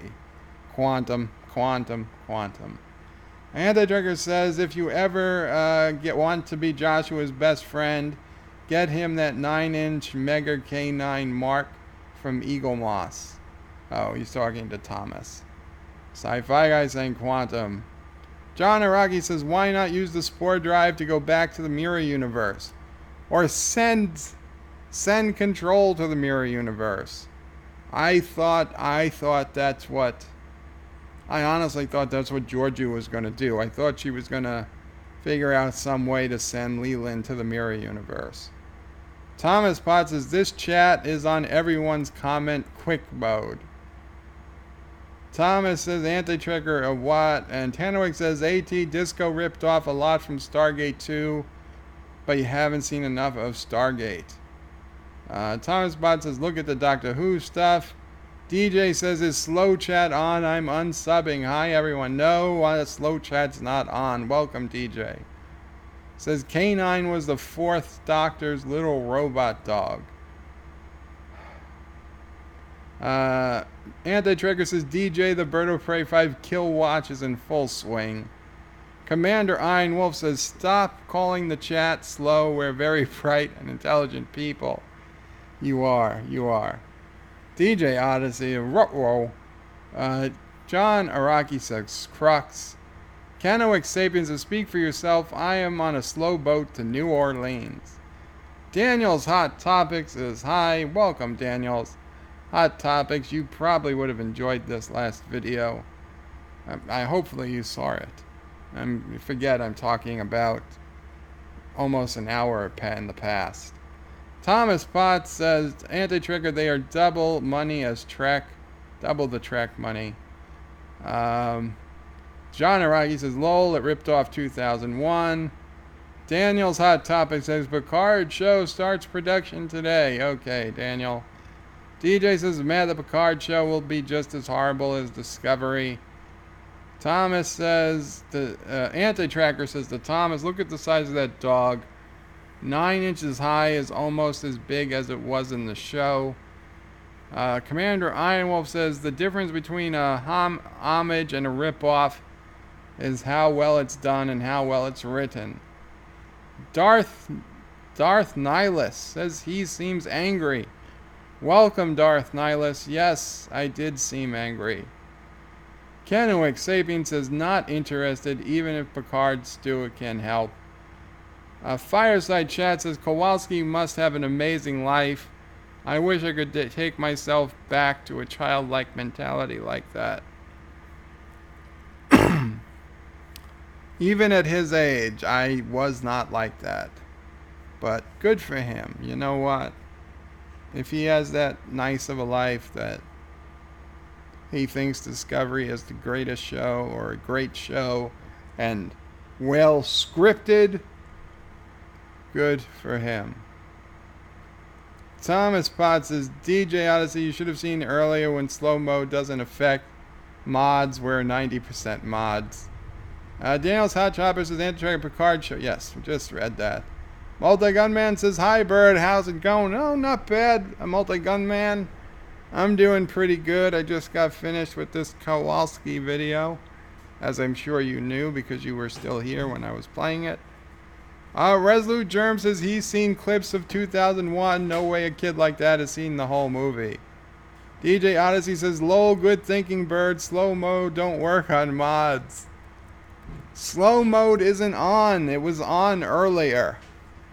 Kenwick Sapien says, haha, Bird, say quantum singularity.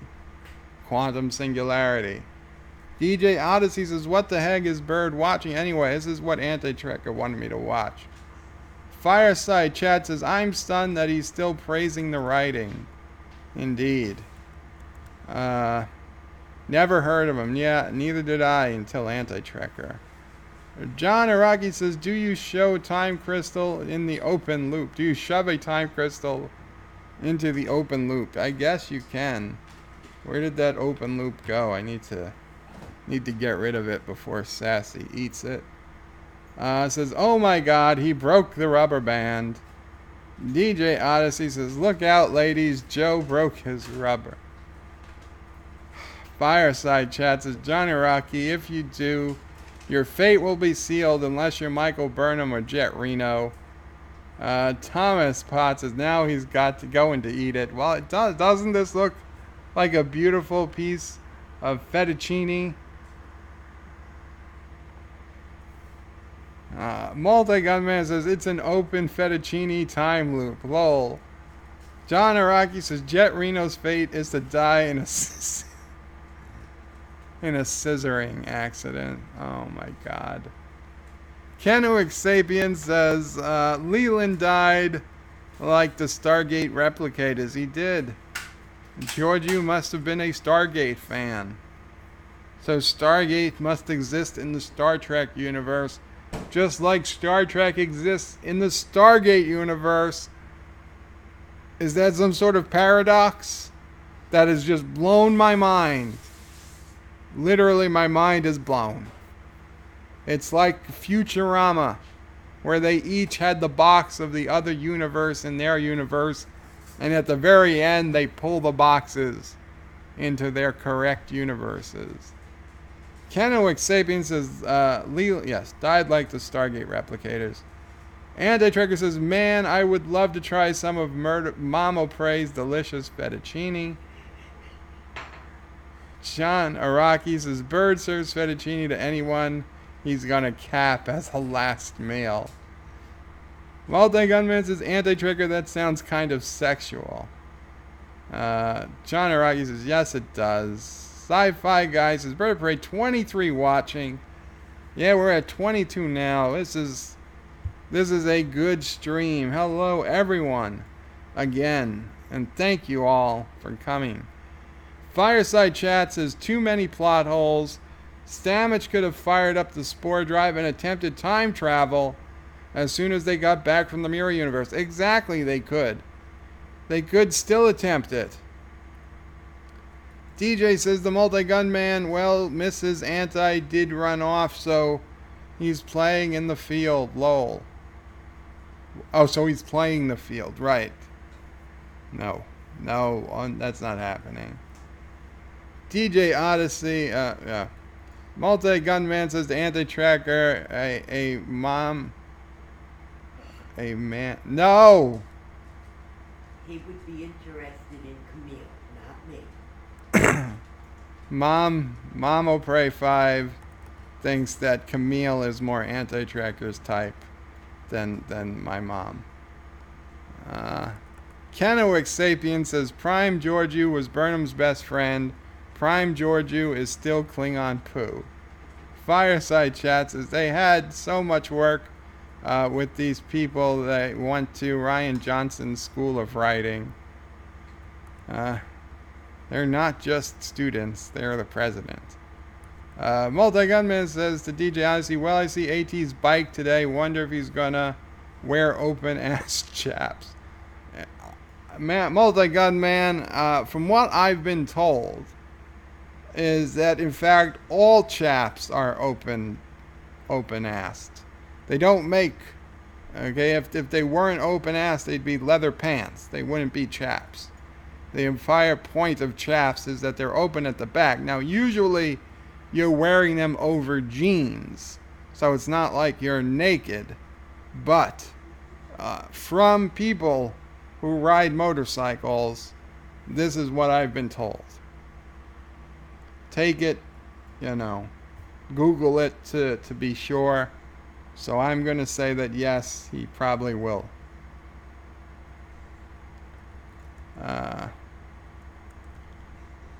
Thomas Potts says, did Burnham rest on the 7th signal?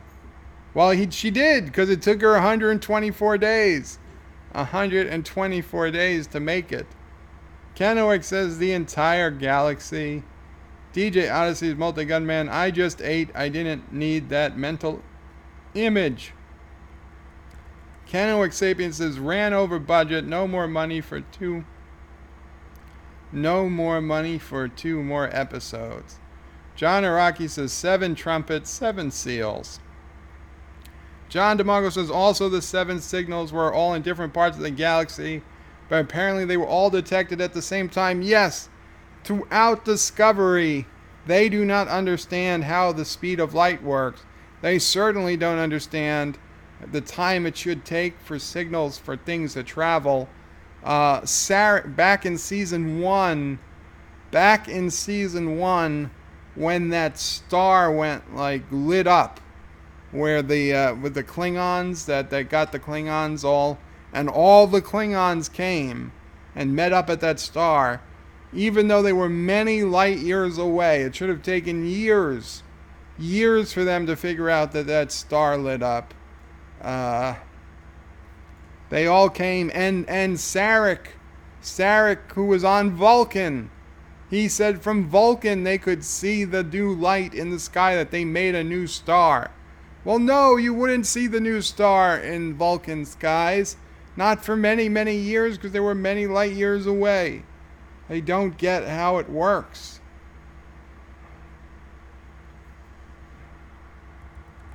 Unless this is super light. Okay, it travels faster than light.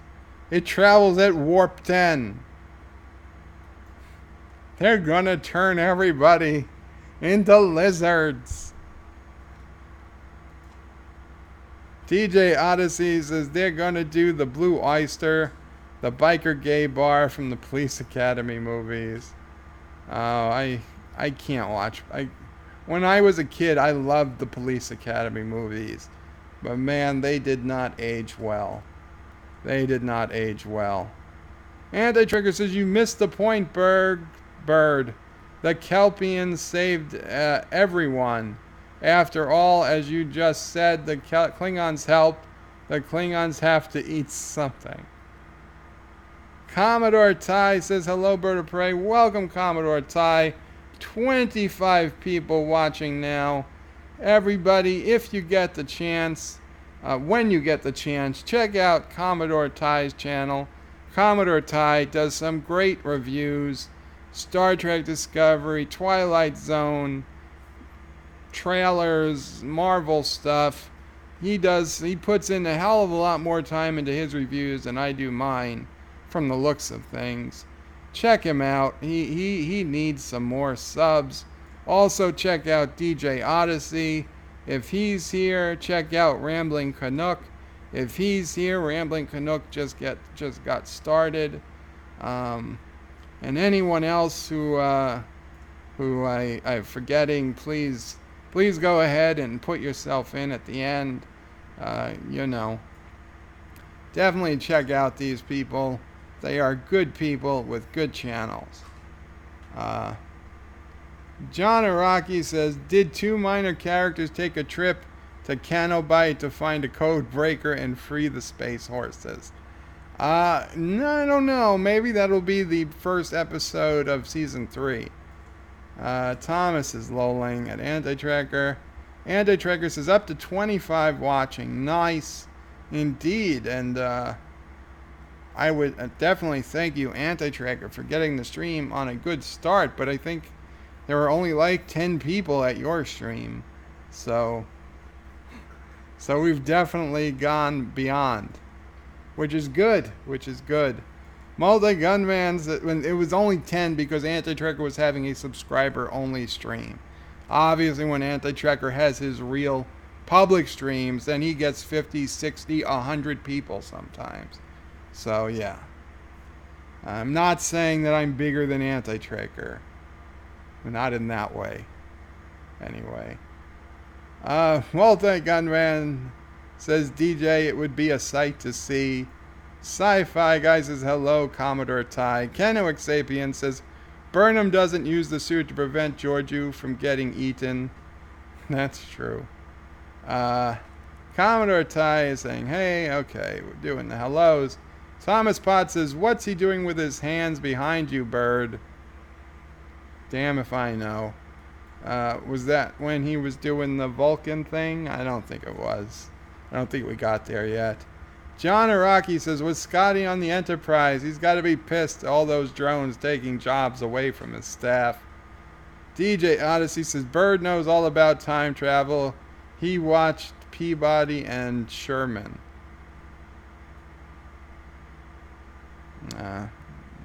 Over the head. Over the head, DJ. Kennewick Sapien says, unconditional Trek love. Yes. Well, so innocent. John Araki said, Redneck wants to know if he's banned. Why? Redneck would never be banned. If he is banned, it was by accident. I did accidentally put Peter Quinn in a timeout earlier. But no, Redneck's not banned, but I don't see any chats from him. Now I know Redneck said last time that he put into my discussion that he put in chats and I didn't read any of them, and I absolutely would have read them if I see them. Redneck, if you are here, I do not see a single message from you yet in my YouTube chat. I swear to it. So if you know what, I have got Discord open. Redneck, if you are here, message me on Discord and tell me if you've been putting in something before 8:02 p.m. because no, I did not see it. So if you did put something in and you tell me you did, I will go check and make sure I haven't, I don't know, blocked you or something. I can't imagine that would have happened, but accidents do happen. And with that, let me, Captain Redneck. With that, let me play a little video and I'll be right back.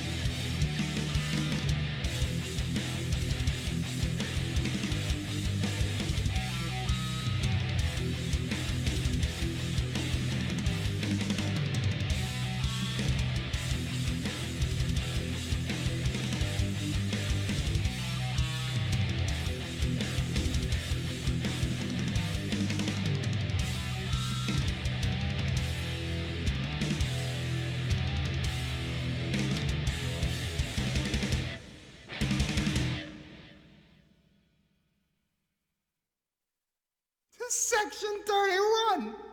To Section 31! What the fuck? No, there's no comments. Wrong screen. Oh, definitely wrong screen. Nope, definitely wrong screen. Okay. What happened here? There we go. Sorry about that. I made a new scene for this video and I... Old habits and went to the wrong screen. So yes, that was City Skylines. Granted, there was no city. But for those who don't know, that was just lobbing a bunch of meteors at Anti-Tracker's island. Kennewick Sapiens is developing a character arc. DJ Odyssey says, I'm waiting for Bird to stretch it too far and hit himself in the face. Fireside Chat says, literally they could have done anything other than what they did and have a better show. That is honestly true. That is honestly true. Multi-Gunman says, DJ Odyssey, that would be close-up face snap time loop. DJ says, John Araki, he might be a certain female that used to have a wrench here did. DJ Odyssey says to John Araki, he might be if... Oh, no, they can't. Moderators can't ban people from the channel. John Araki says, who blocked him?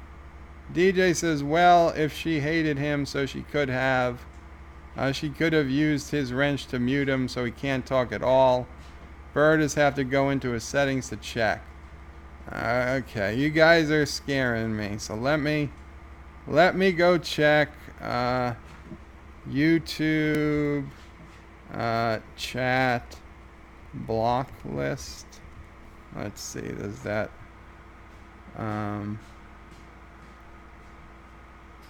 how to view block contacts on YouTube.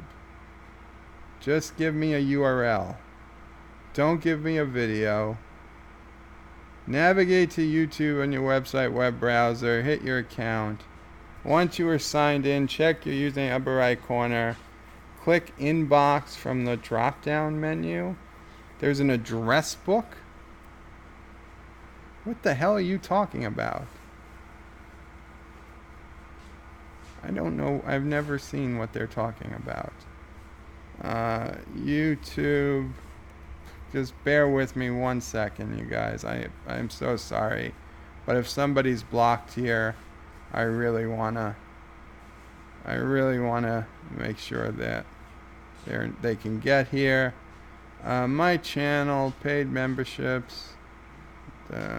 Short. What? Okay, if it's anywhere, it's going to be in settings. Advanced settings. Or maybe privacy. Advanced settings. Your custom URL. Our custom URL system has changed. Account information. Default channel. There's no default channel for this account. Yes, I want this to be the default channel. Activity feed will be discontinued soon. Delete channel. No, let's not hit that by mistake. That would be unfortunate. Privacy. Maybe it's here. No. Okay, that's not it. I don't know. Account.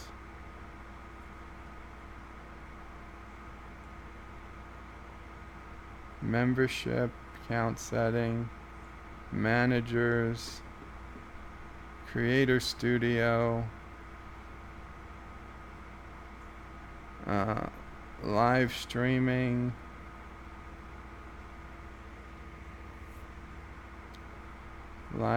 I was just looked through everything here. There is definitely not going to be anything here.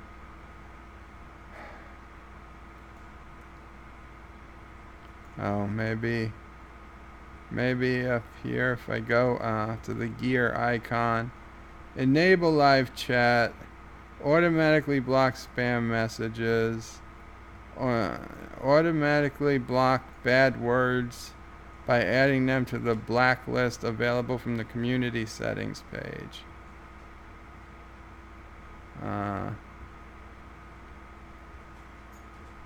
Okay, let's see. Done. Is there manage moderators, participants? Participants.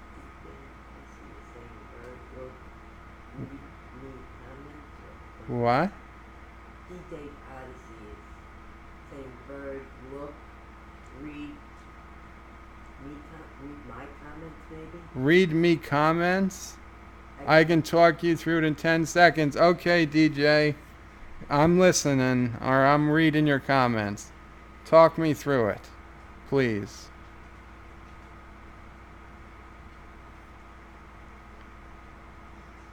My? Yeah, it should read my comments. I understand. Okay.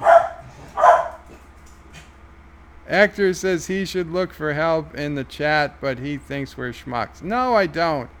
Creator Studio, okay.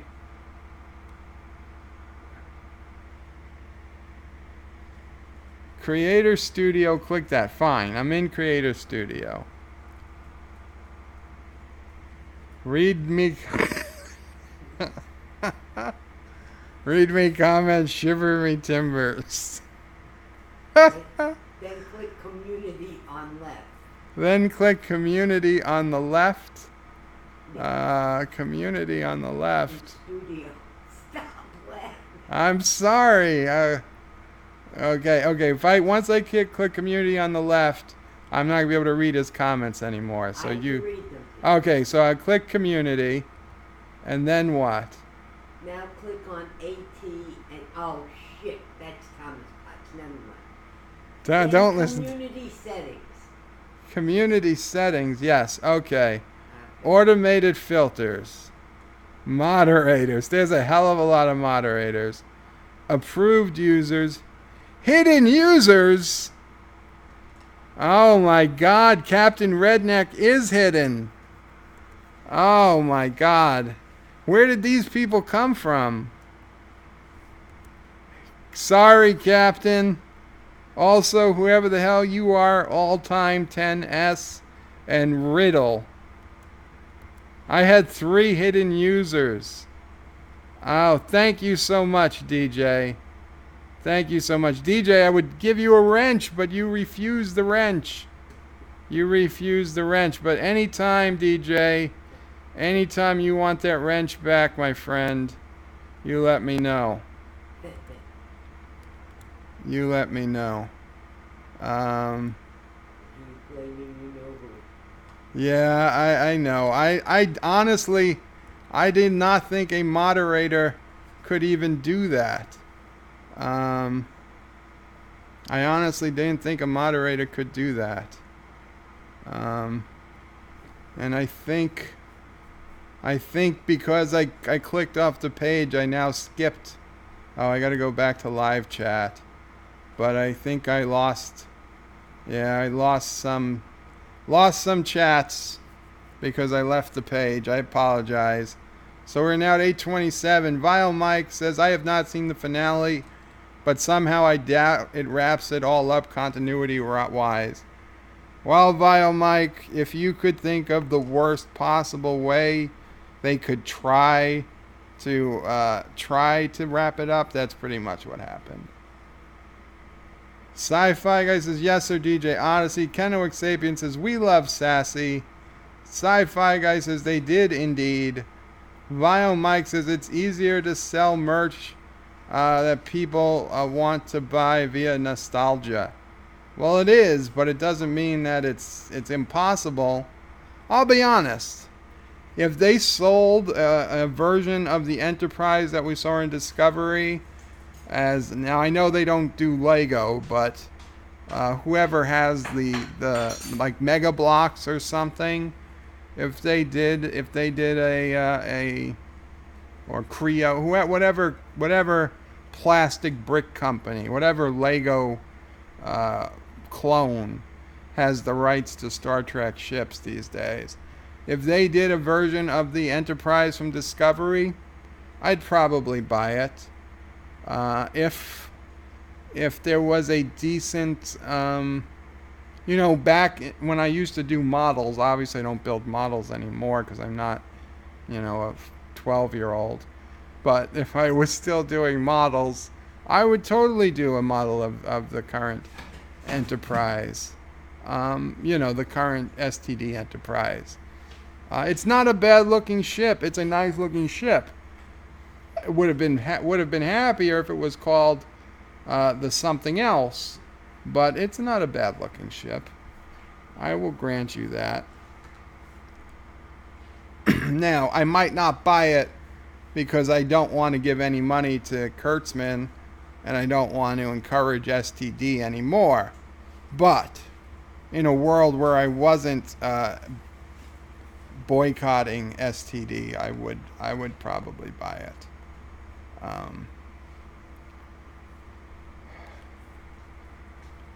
SciFi guy says they did indeed. Vile Mike says it's easier to sell merch. Okay, I fell back in the comments. Kennewick says, of course this means more Twilight Zone episodes. Yeah. Vile Mike says people hated the 60s TOS look. That's why Trials and Tribulations was DS9's worst episode. I assume, Vile Mike, that is sarcasm. DJ Odyssey says, and we know how Joe loves the Twilight Zone. DJ says, look out, Joe's finger is loaded. Vile Mike says, I think his finger was loaded with blanks. Tiki of Doom says, lol, savage. Welcome, Tiki. Vile Mike says, my daughter and I use the Vulcan salute as a geek way of flipping someone off. I wonder if he was doing the same. Screw you, you bastard. That's... No, officer, I didn't give you the finger. I gave you the Vulcan salute. And I'm bad at the Vulcan salute. I know. I can barely do it. Actually, it doesn't look too bad on this camera.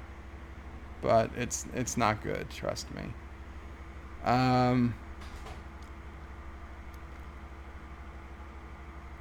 DJ Odyssey says, wait till he finds out there was 31 at one point. Wow.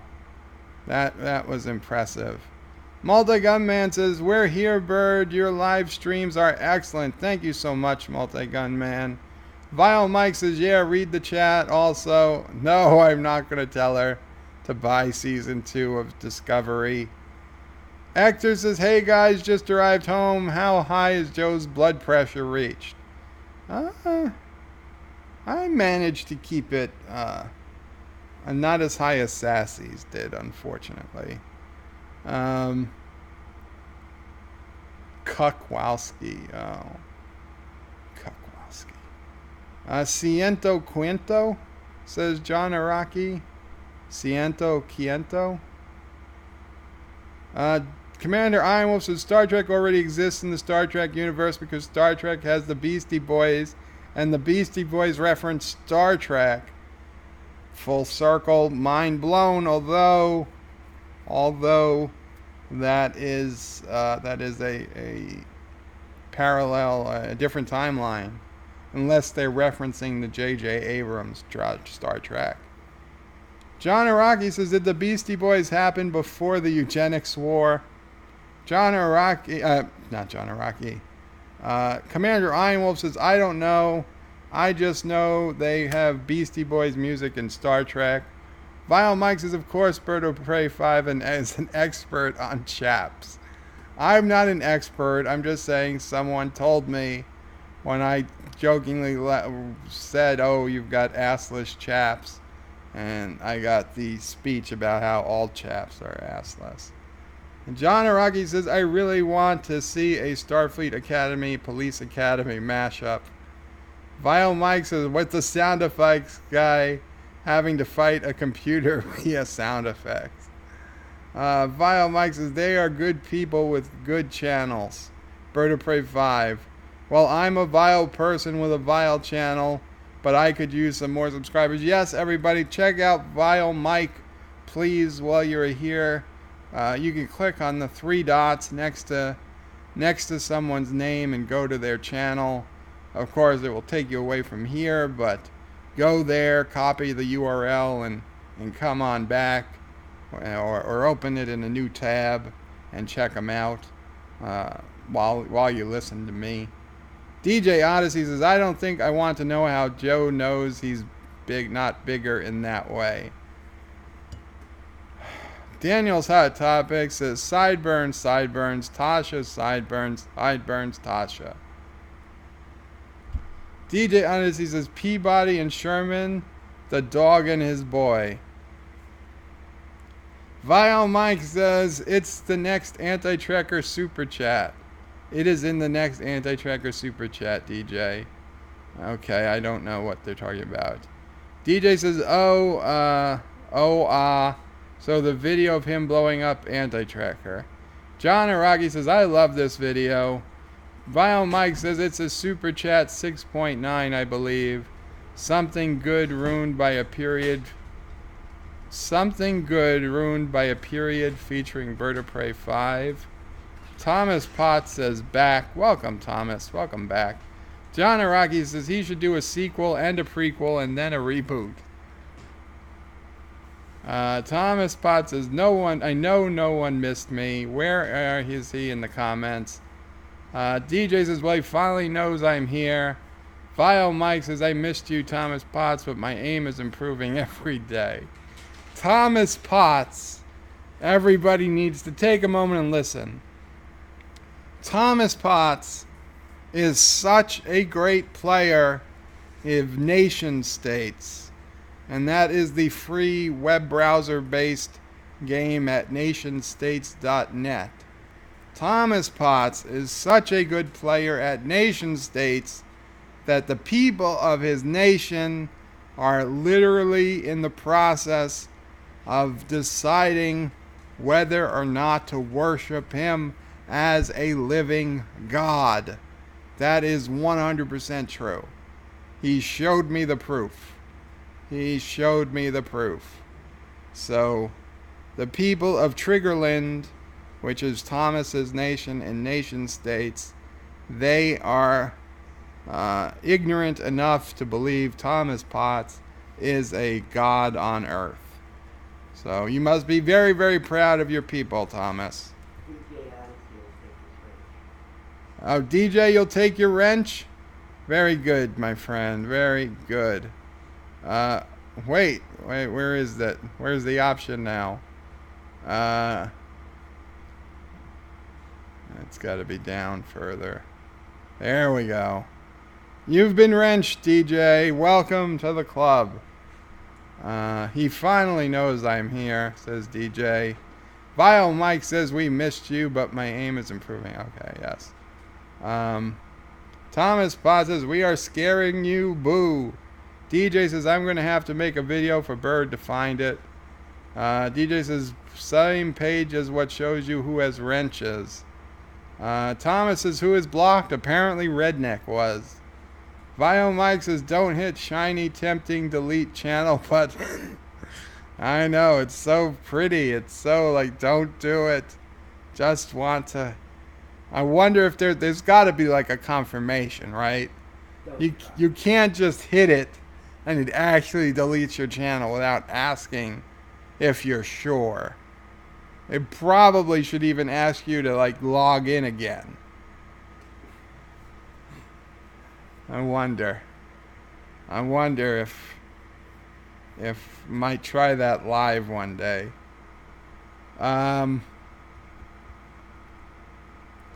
DJ Odyssey says, Bird, look, read comments. I can get you there in 10 seconds. Thank you, DJ, again. Hector says he should look for help in the chat, but he thinks we are schmucks. No, Hector, I know you guys are, but the problem is when I'm reading the chat, I'm, 30, 40 minutes behind.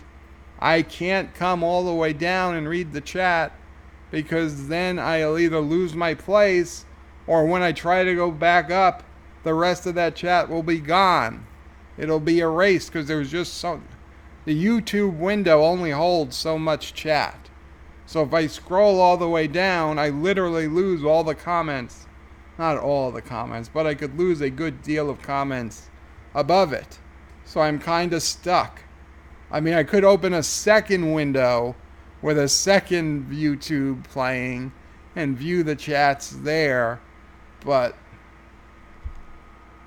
that's rough. That's rough. DJ Odyssey says, yes, Creator Studio. Vile Mike says, Bird of Prey 5. DJ is trying to get your attention, and I'm trying to help by typing in all caps. Typing in all caps only helps if I'm playing City Skylines, and only then in rare occasions. John Araki says, read me comment, scissor me timbers. Yes. Thomas Pot says, now click on anti-tracker, send him $900. And you actually got Mom to say that. Almost. Some of it, she said. Vile Mike is lolling at Thomas. Oh no. Oh, what happened? There we go. DJ Odyssey says, that shows your mods. Yes. And oh my god. I can't believe poor Redneck.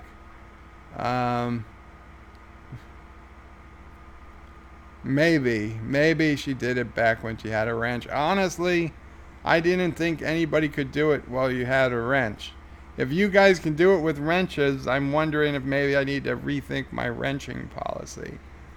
Vile Mike says, that's because we all have wrenches. DJ says, I did that the first day. Vile Mike says, DJ actually deserves a wrench. He can have mine if he wants it. DJ says, I don't need a wrench. Too many of them anyway. I like to be special without one. And DJ Isaac says, oh, and Bird, read back in your private messages. I told you that would happen. John Araki says, Red owes DJ a sub now. Thomas Bot says, wow, you just insulted Foley. He still does models. No, Foley does professional models, okay? What I used to do was just put frickin' crazy glue and plastic, and I never ever even attempted to paint them. I would try to get those god-awful stickers off in the water, and then try to get them roughly in the right place, and they'd have crinkles and wrinkles and be all bent out of shape, and I'd get annoyed and I'd try to tear it off, and I'd rip half of this goddamn label, and I'd be like, why can't they just print frickin' normal stickers like every other sticker on the planet? Why do models have to come with this garbage stickers that need water to... I mean, water is completely ridiculous. You shouldn't need water to stick something. So that's how I would do models, okay? And I did Deep Space Nine. I did all the Klingon ships. I did all the Romulan ships. I used to have them all hanging by fishing line in my bedroom. And then I would, make them fight, and they would all break. And I would build them again, and then I got to be like 14, and I stopped. No, what Captain Foley does, I am no way insulting Captain Foley. Captain Foleys are actually like pieces of art. I would pay money to Captain Foley to get a Captain Foley built ship. I would honestly do it. If it was reasonable, if it could get here safely without being broken, I would love a detailed Enterprise or a Klingon ship or something. I totally would. No, was not meant to insult anyone, especially Captain Foley. John Araki says, Red O's, yes, DJ is sub. Vile Mike says, agreed, Disco Enterprise is not an ugly ship from the outside. Commander Iron Wolf says, got it in the USS something else. Got it, the USS something else. Richie Poole says, DJ could get a job as a YouTube tech support and start making the big bucks. Yeah. DJ, what you could do is just start cold calling people, seeing if they need help with their YouTube, and if they do, just get a credit card number from them before you provide the support. Hector says model STD Enterprise, 3 pieces. 3/4 of the pieces are rails connections for the scaffolding and turbo lift roller coaster. Well, the Enterprise doesn't have turbo lift roller coasters. The Discovery does. And the Discovery has those evacuation tubes. Now, most of the time when you're going to evacuate a ship, it's probably taken damage. And if it's taken damage, most likely that damage is to the outside of the ship. So why would you build evacuation chutes on the very outside of your ship, the place that's most likely to be damaged when you would be most likely to need an evacuation? I mean, the chance of being able to evacuate through evacuation chutes are minuscule. Okay, what comes along with Star Trek Discovery, that you have to evacuate ship because your computer became possessed by sphere data from 100,000 years ago. Okay, that's a pretty small chance. More than likely, if you're evacuating ship, it's because there's been a breach, or you've taken battle damage, and the ship is literally going to blow itself up. And then the last thing you want to do is be physically connected to that ship. Hector says model STD Enterprise. All right, that's what I just wrote. John DeMarco says 100 shuttles sold separately. Very good. Very good, John DeMarco. DJ Odyssey says, I only know because I have explored everything I could when I decided to start up my channel. And I did too, but that seems like such a long time ago. Actors says 100 transborders not included. Vile Mike says to DJ, where were you when I spent 30 minutes trying to figure out how to delete an old video? DJ says, okay, Bird, give me my wrench. Next time you decide to use slow mode, it won't affect me. DJ says, well, Vile, who knows? I could have been around somewhere. DJ says, no, it won't, Bird. Click on the 3 dots, opens in another tab anyway. And now I'm subscribed to you, Mike, so you can find me. Lol. Vile Mike says, I think I saw a pink bunny in the corner of my eye. And he says, thanks to DJ. Thomas says, I am the God. I am God. The wonderful people of Triggerland said yes. Actor says he must have been used better brainwashing than me on his people. DJ says, by the power of Grayskull, I have the power. Richie Poole says, I hear people of New York are voting to worship AOC as a living god. Could be. Vile Mike says, Thomas Potts would never use brainwashing. Maybe brain dry cleaning. DJ Odyssey says, yes, Bird, it will go poof. What will go poof? John Araki says, welcome to the club, DJ. Thank you. DJ says, by the way, Bird, you missed some comments. At one point, you had 31 watching earlier. I saw that. Thank you so much.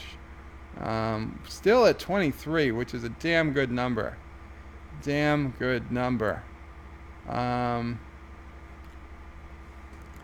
Araki says, just skip all anti-bullying chats. He would have saved an hour off the stream. Alex Brooks says, 22, watching, nice. Richie Poole says, oh no, Bird must be losing it. He gave DJ a wrench. DJ had a wrench. He gave it up. Vile Mike says, does this make us wrenches or spanner crew? Whatever you want to call yourself. Whatever makes you happy, Vile Mike. John DeMarco says, self-sealing stem bolt brigade. I like that. DJ Odyssey says, wrenches can't ban other wrenches, but they can ban non-wrenched people. John Araki says Foley does professional models. Thomas Potts says, you are correct, DJ. Alex is laughing at John's quote of me. Vile Mike says, I have no intention to actually use my wrench, usually watching on my phone anyway. John Araki says, you shouldn't need water to stick things. That's how I do models. I don't think I said it that way. Vile Mike says, more stuff for the anti-tracker forums. Alex Brooks says, is Bird on the bridge of the anti-tracker? No, this is...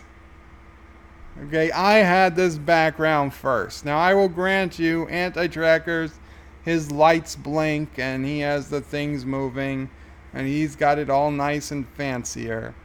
I had this background first. But, in fairness, I used to put the camera inside the view screen.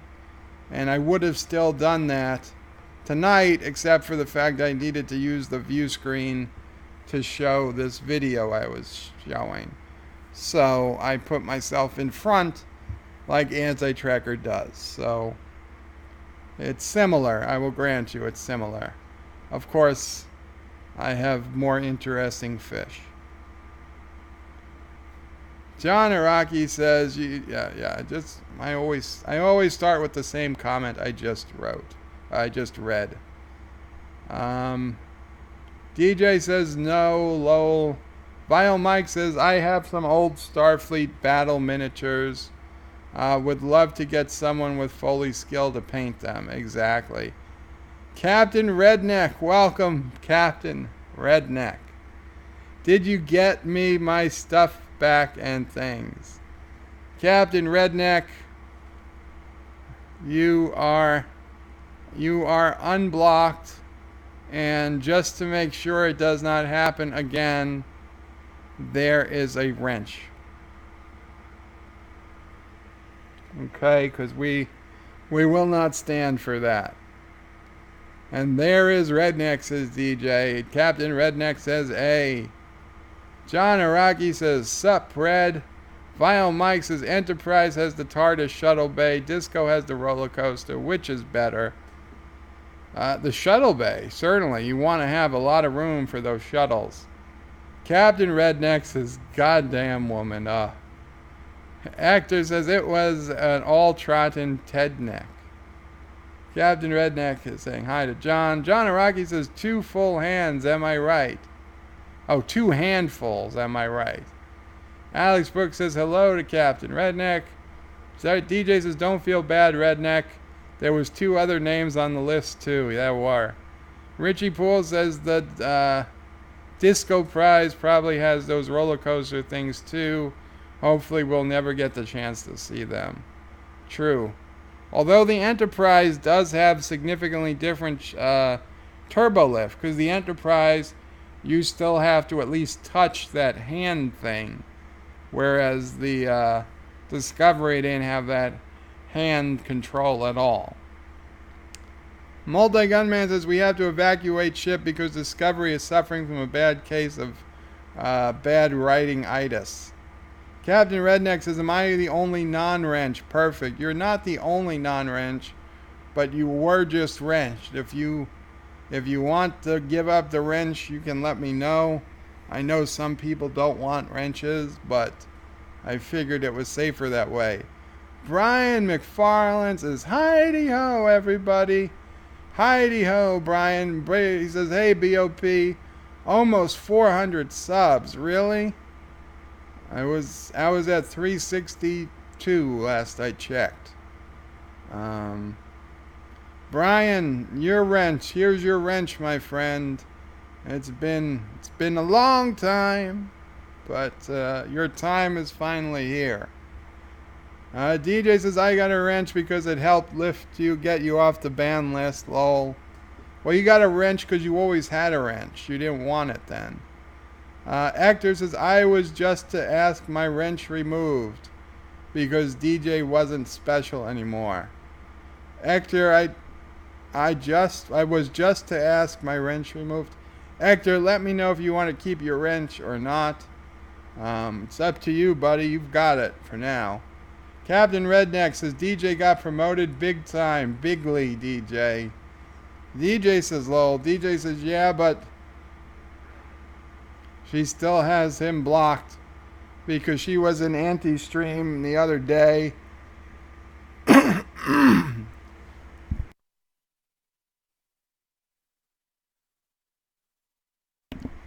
Sorry about that. She was an anti-stream the other day and I couldn't see her. Well, I could, but I guess it was because I had a wrench. Captain Redneck says, for weeks I thought I was just being ignored. Captain, I'm very sad. I would never ignore you, Captain Redneck. You are an honored part of the crew of the starship Bird of Prey. Pretty Pool says, how about bench wrenches? Bench wrenchers. How about, never mind. DJ Odyssey says, I only have one blocked person on my channel, and it's the Troublemaker. Captain Redneck or Black Wrenches.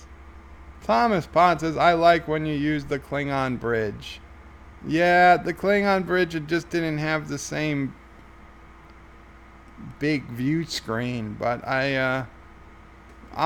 know what, I'll get the Klingon bridge ready for next time, Thomas. I'll try my best.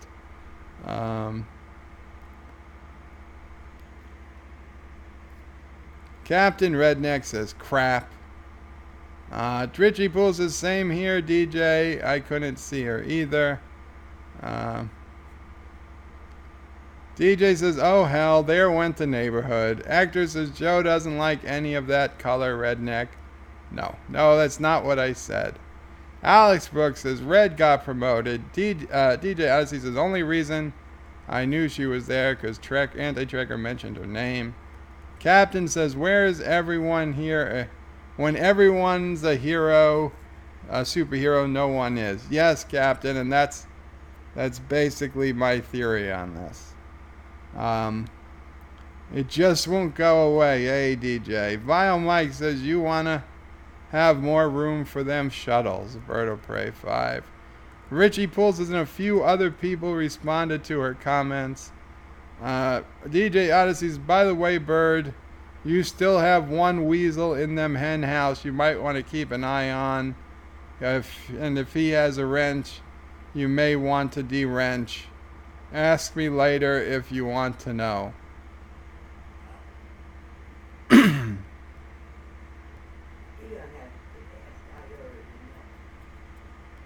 Mom already knows, apparently. Actor says, oh, a mystery. DJ says, well, Richie, she just has a certain group of us blocked because we know too much. Brian says, hey, thanks for the wrench, Bird of Prey. No problem, Brian. Thank you for coming so often. Thank you for coming to my stream so often. Actor says, it's Potts for sure. Yes. Yes, I knew it. That Thomas Potts. Damn him. Damn him. It's also, I suspect, Anti-Tracker too. Vile Mike says, DJ Odyssey, how did you know I was in the hen house? DJ says, not you, Vile. Captain Redneck says, we're all superheroes. We are. Vile says, lol. Captain Redneck says, the Starship Bird. Yeah, I know. Booba Prize. Booby Prize? Booba Prize. John DeMarco says, now we need a model of the Starship Bird of Prey. Well, it's a Klingon Bird of Prey. Vile Mike says, funny thing is, Starship Bird of Prey is an Oberth class. No, it's not. John Araki says, the Bird fan club should be called No Loose Nuts because everyone has a wrench. That's not a bad name. Captain Redneck, how about the IKS K-Rock? K-York? Karyok. I'm not so good with that pronunciation. Vile Mike says we still have a few screws loose. DJ says Mom O'Prey's on top of it. Brian McFarland says, hey, Bird of Prey, City Skylines, what's your favorite disaster to set in motion? Well, I always come back to the Meteor because it's fast and efficient. The Tornado, it looks great, but it's not accurate. You really can't limit the damage to one place. And the Tsunami is just, it takes forever. And then, even then, at half the time, it can't even reach where you want it to go. So the Meteor, fast, efficient, accurate, by far the best. By far the best disaster. DJ Assy says, no, it's not Potts or Tracker. I know. Okay, thank you for... Somebody did it. Somebody did it. Okay, so guys, while you are here, while we still have 21 plus people here, I want to guys show you, I did make some updates to antitrekker.com. So let me take a look. I don't know how many of you care, but worst case, I could probably cut this out, or Anti-Tracker could cut it out and make a video from it or something. But okay. Hello guys, we're here at antitrekker.com, and today I made some updates to the site. There are now a number of new certified nerds. Okay, and yes, I used my powers as webmaster for personal gain, as I kept myself the very first certified nerd, even though it is no longer in alphabetical order. After me, it then continues in alphabetical order all the way down. The people added today were Alex Lethes, Captain George, Commodore Ty, and Maester Alex. Also, I added to Nerdrotic a link that will come up if he, not a link, if he goes live on Twitch, because apparently Nerdrotic does have a Twitch account. So if Nerdrotic goes live on Twitch, it should also get posted here. Also, as you'll see, everybody has a standard YouTube play icon, except me. I have a person laying in a bed, because I thought that would be, fitting as my personalized icon, since half my streams are Bedlife streams. Also, because we now have, 1, 2, 3, 4, 5, 6, we've got over a dozen certified nerds now, with everybody putting out videos once, twice, sometimes 3 times a day. It was quickly filling up the new posts, okay? So I went ahead, and no longer will certified nerds videos show up in new posts, okay? The whole point of certified nerds is you go to the certified nerds forum, you click on the forum of, like, say you want to be notified of Captain George's videos, you'd click on Captain George, and you would come here and you would go to watch, and then you would say yes, you want to get an alert, and or if you want to get an email, and then you would click watch, and this way you can get either a push alert, assuming you have that set up, or you get an email alert anytime a new video gets posted to here, and a video gets posted to here within 10 minutes of them going live or posting a video to YouTube in general. So this is a backup system, because we know the YouTube notification system just sucks sometimes. So it's not perfect. You're probably going to lose maybe up to 10 minutes, but you will get notification. So that's how it works. And also, if if you're browsing Anti-Tracker forum and you see, hey, there's Lore Reloaded, there's unread posts here. You can come here and you could say, okay, Lore put out a new video that I didn't see, and then you could click here and you can watch it. Lore Theory, Are Temporal Agents Really Section 31? Well, that's interesting. And you can either watch it on YouTube, when we first meet or Temporal you Agent can... Daniels, we Oh, assume that he's damn one it. of the good guys. He certainly portrays himself as such. But when you consider how shifty he... Okay.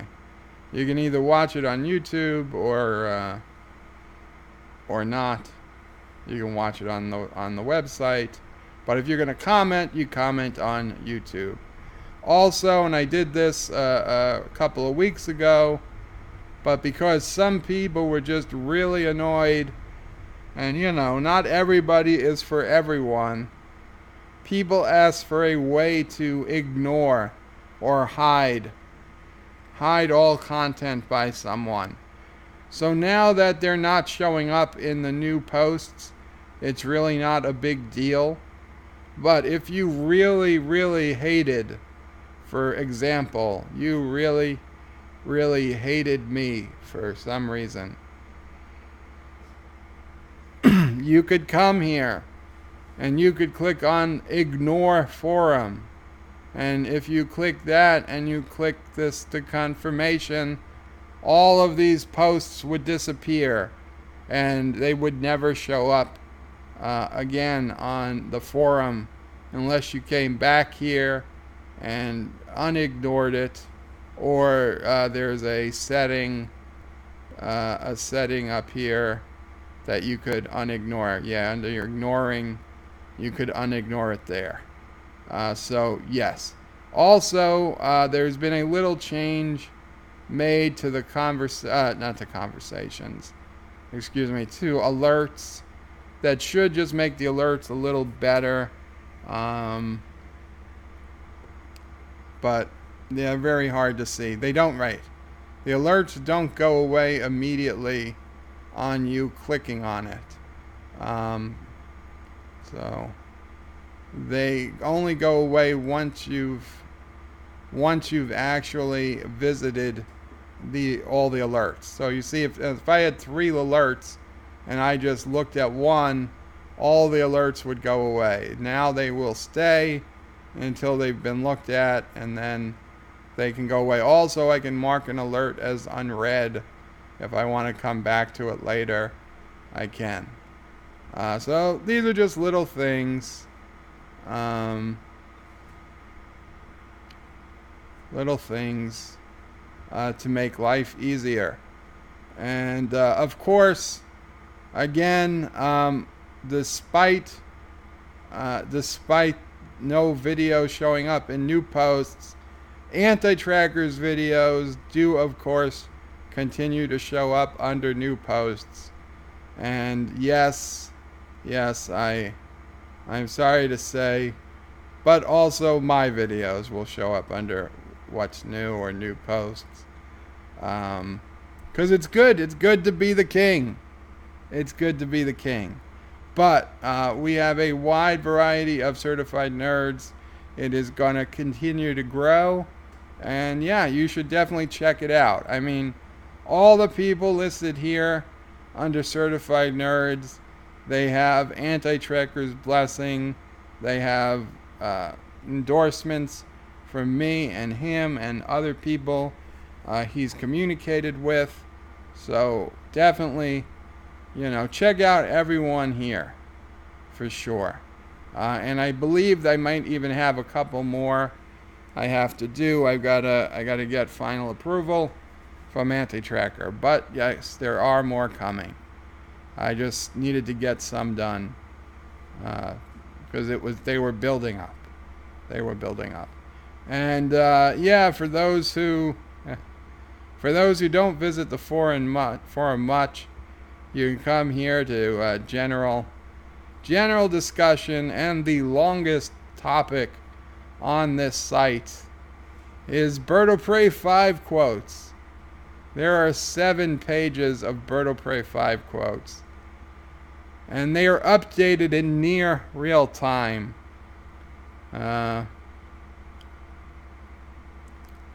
Let's see. Thomas, DJ Odyssey, and others all contribute. Whenever I say something of interest, of value, they go ahead and they post it up. Today I was looking back at some old quotes. The very first quote that started this whole forum, or at least this whole thread. I love the Jeep like a man loves his car or his Jeep.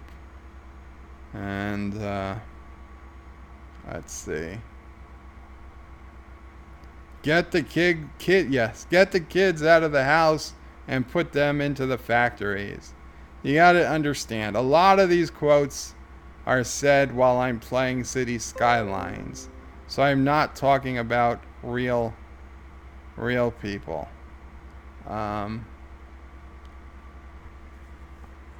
Let's see.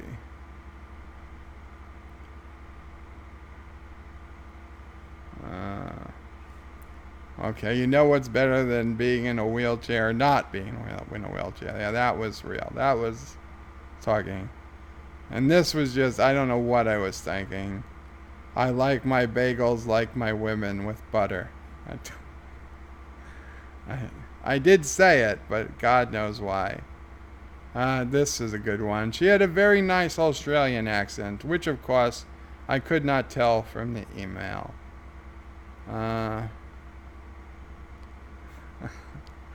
Anyway, yeah, they're all out of context, of course, but they are fun to read.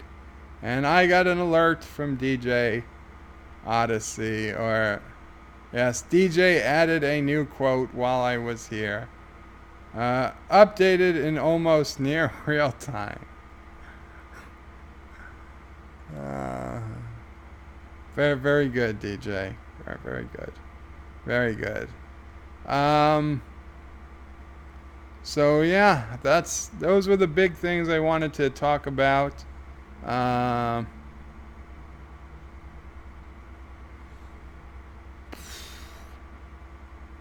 Also, Game of Thrones episode 2.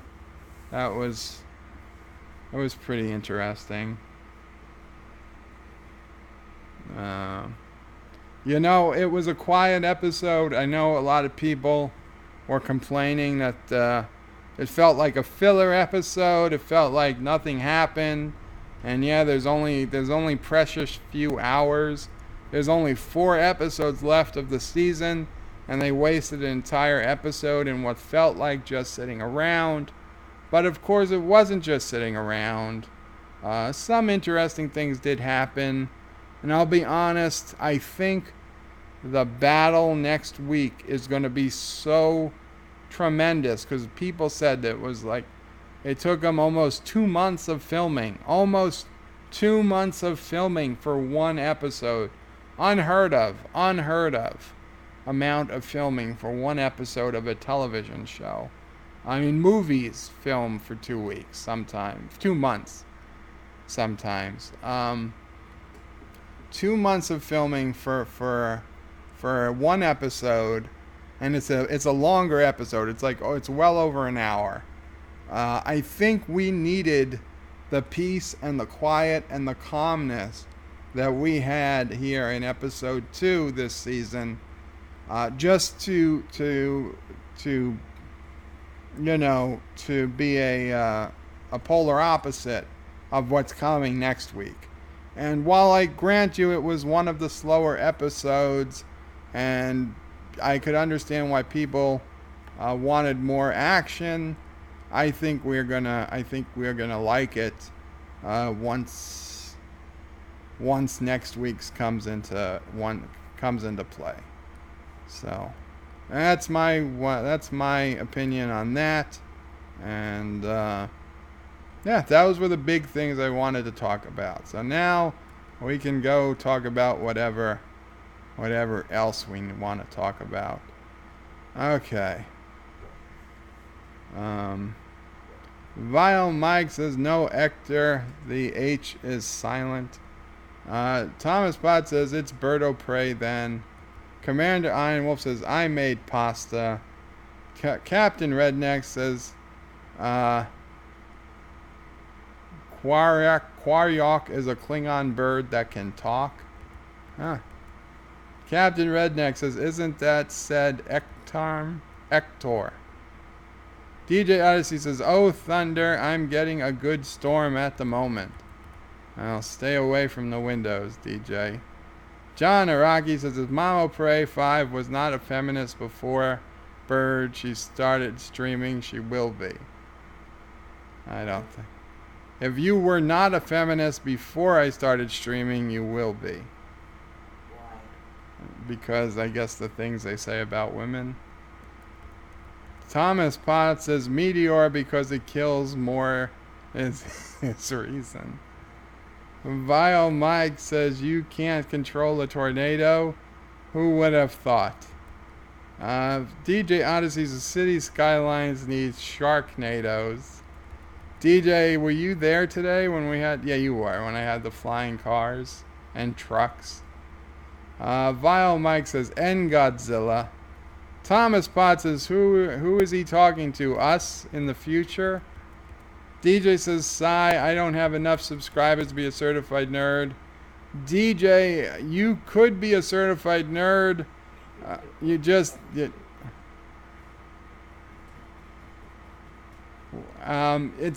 not a hard limit, but you need nerd content.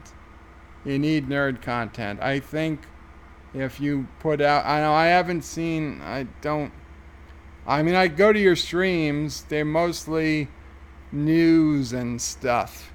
So they're not really, get some nerd content in there and I will definitely take up your cause, DJ, because I'd love to see you on the list. I just need some nerd videos I can point to on a regular basis. Hector says Godzilla is a must-have. Vile Mike says me either, DJ, and that's also why Darth Kilhoun. I tried Darth Kilhoun to be in there, but he streams Hearts of Iron 4, and there wasn't a hell of a lot I could find nerd content wise. As much as I love Darth Kilhoun, they're trying to make this the nerd list, not just the friends of Anti-Tracker and or Joe list. So DJ says yes, Godzilla 2. Dale Stafford says hello, fine people. Captain Redneck says maybe I should look at that website sometime. You should. DJ says hi, Dale. Vile Mike says howdy, the Dalish one. DJ Odyssey says Redneck, the best part of that site is the Bird of Prey 5 quote. Vile Mark says yes, that is my favorite part of the website. Dale Stafford says hi, D. Holla, Vile. Captain Redneck says low quotes. Okay, I'll check it out. Remember, Captain, most of those are out of context. Hector says Captain George doesn't have made a video in months. He did. He made one like a week or so ago. And then I think another one more recently. He didn't, in the beginning he hadn't made any, so that's why he wasn't in the first batch. That and I forgot. But had he been making videos, I wouldn't have forgotten, and he would have easily been in with the first batch. Because I subscribe to him and I get his notifications, and that's where I kind of based that first few from. DJ says actually words he says, though they do sound a little off. Dale Stratford says the Richie miracles do happen. Hector says Redneck is here, don't put a lore video. Nah, rude. Vile Mike says Laura is going to copyright strike this video now. Captain Redneck says, I like the way Hector thinks. DJ says, well, show us what happens when you click on the ignore all the way. Captain says, Bird of Prey, is there a mobile version? Well, yes, you can go, the website is mobile friendly. It should look good on a mobile phone web browser. There is not a mobile app though, no. If you have an Android phone, push notifications should work if you allow them, if you accept it, and it should look and work just fine. DJ Odyssey says, give him 30 minutes to read your comment. Captain Redneck says, haha, I'm exhausted. I'm off to bed. Good night, y'all. Good night, Captain Redneck. DJ saying good night, and then they're trying to tell me yes, good night. GN means good night. Vile Mike says, you are so helpful, DJ Odyssey. Keep it up. Hector says, and I'm on mobile data, so I must leave too. Thanks to my frackin' provider. I'm sorry, Hector. Good night, Hector. John Araki says, not seeing a lot of trans nerds or nerds of color. Listen, we don't go searching for people of specific colors or genders or gender identities. Daniel's Hot Topic says, Bird of Prey, do you know Anti-Tracker's phone number? Not off the top of my head. Dale says, bye, Hector. England DG, welcome, England DG. It's been a while, I think. Says near real time, yes. Near real time. John Araki says, can we have a forum named Certified Turds? That we could put channels we hate. Well, you could certainly make a thread. You could certainly make a thread in the general discussion forum. Call it Certified Turds. And put links to channels you hate. But if you truly hate the channel, why would you want to give it any publicity at all? But that's up to you. You could certainly do that.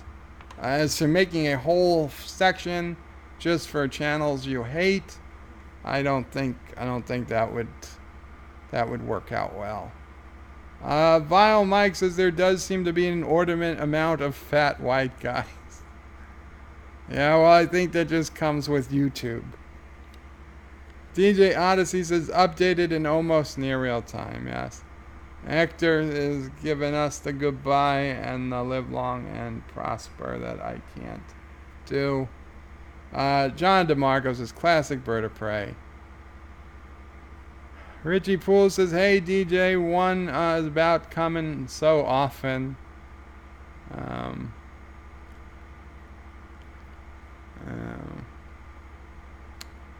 Add the one about coming so often. Kennewick says, was away.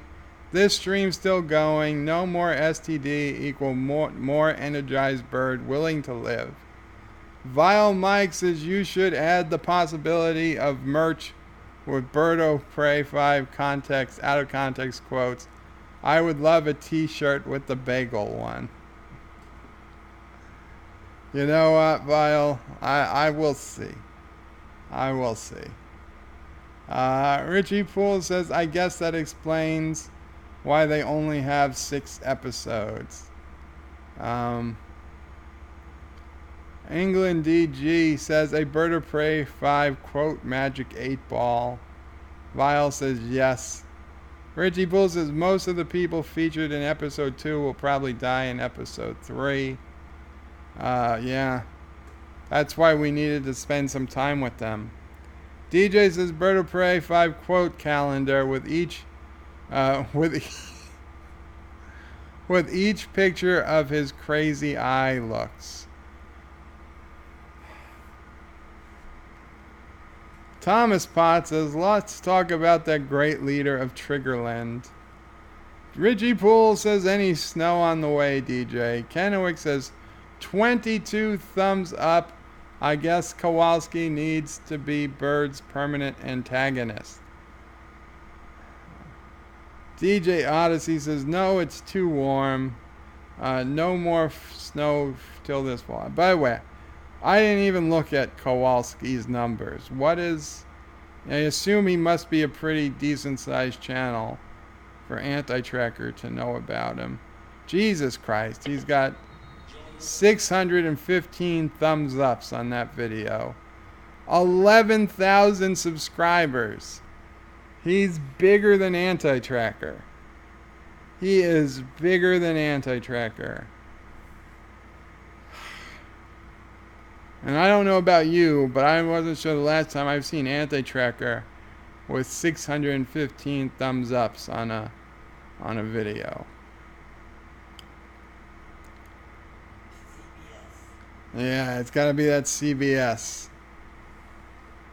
Well, we know CBS will send you $50,000, but you got to keep at it if you wanna get the numbers up. Jesus Christ, 11,000 subscribers. I guess he's doing something right. DJ says, no, it's so warm. No more snowfall. No more snow till fall. Richie is saying, damn. DJ says, no, I was on the radio. I had an 8-hour show I was doing. DJ says, Mama Pray 5 said I was just needed to be certified, right? Lol. I don't know what you're talking about. Well, I missed that. DJ Odyssey says, Mama Pray 5 said I was just needed to be certified. Oh, to be certified nerd. I got you. Richie Poole says you need more nerd cred, DJ. And now DJ is throwing in 3 links. Let's see.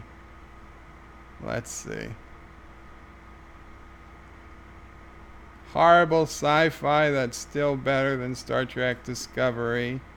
That was published January 26th.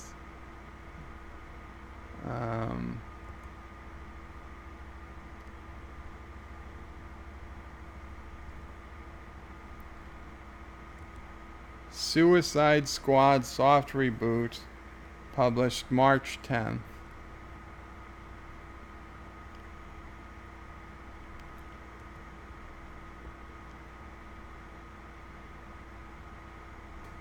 And Doctor Who rant about the critics, published December 28th, 2018. DJ, yes, those videos are cool. Get one sci-fi, do one stream a week on sci-fi something, and I think we can accommodate you. You know what? I will try again, and let's see, because I do want you on the list, but I just, it's not just up to me, and I know the goal here is to promote nerd channels. So I'll be honest, if I was only doing City Skylines videos, I wouldn't have myself under certified nerds. I would just make a different section for myself. But every other day or so, I do a stream like this where I often go into nerd stuff. So that's the thing. You have a great channel. I definitely would recommend people to check you out, but it just hasn't been a lot of nerd content. If it changes, it changes. But hey, don't change it on our account.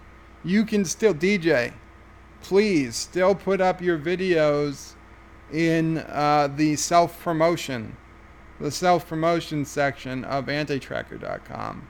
Okay? Put them up there. People can still see them. People can still get to them and whatnot. Vile Mike says, nope, not nerd enough, DJ. Richie Poole, damn it. Now I've lost where I was.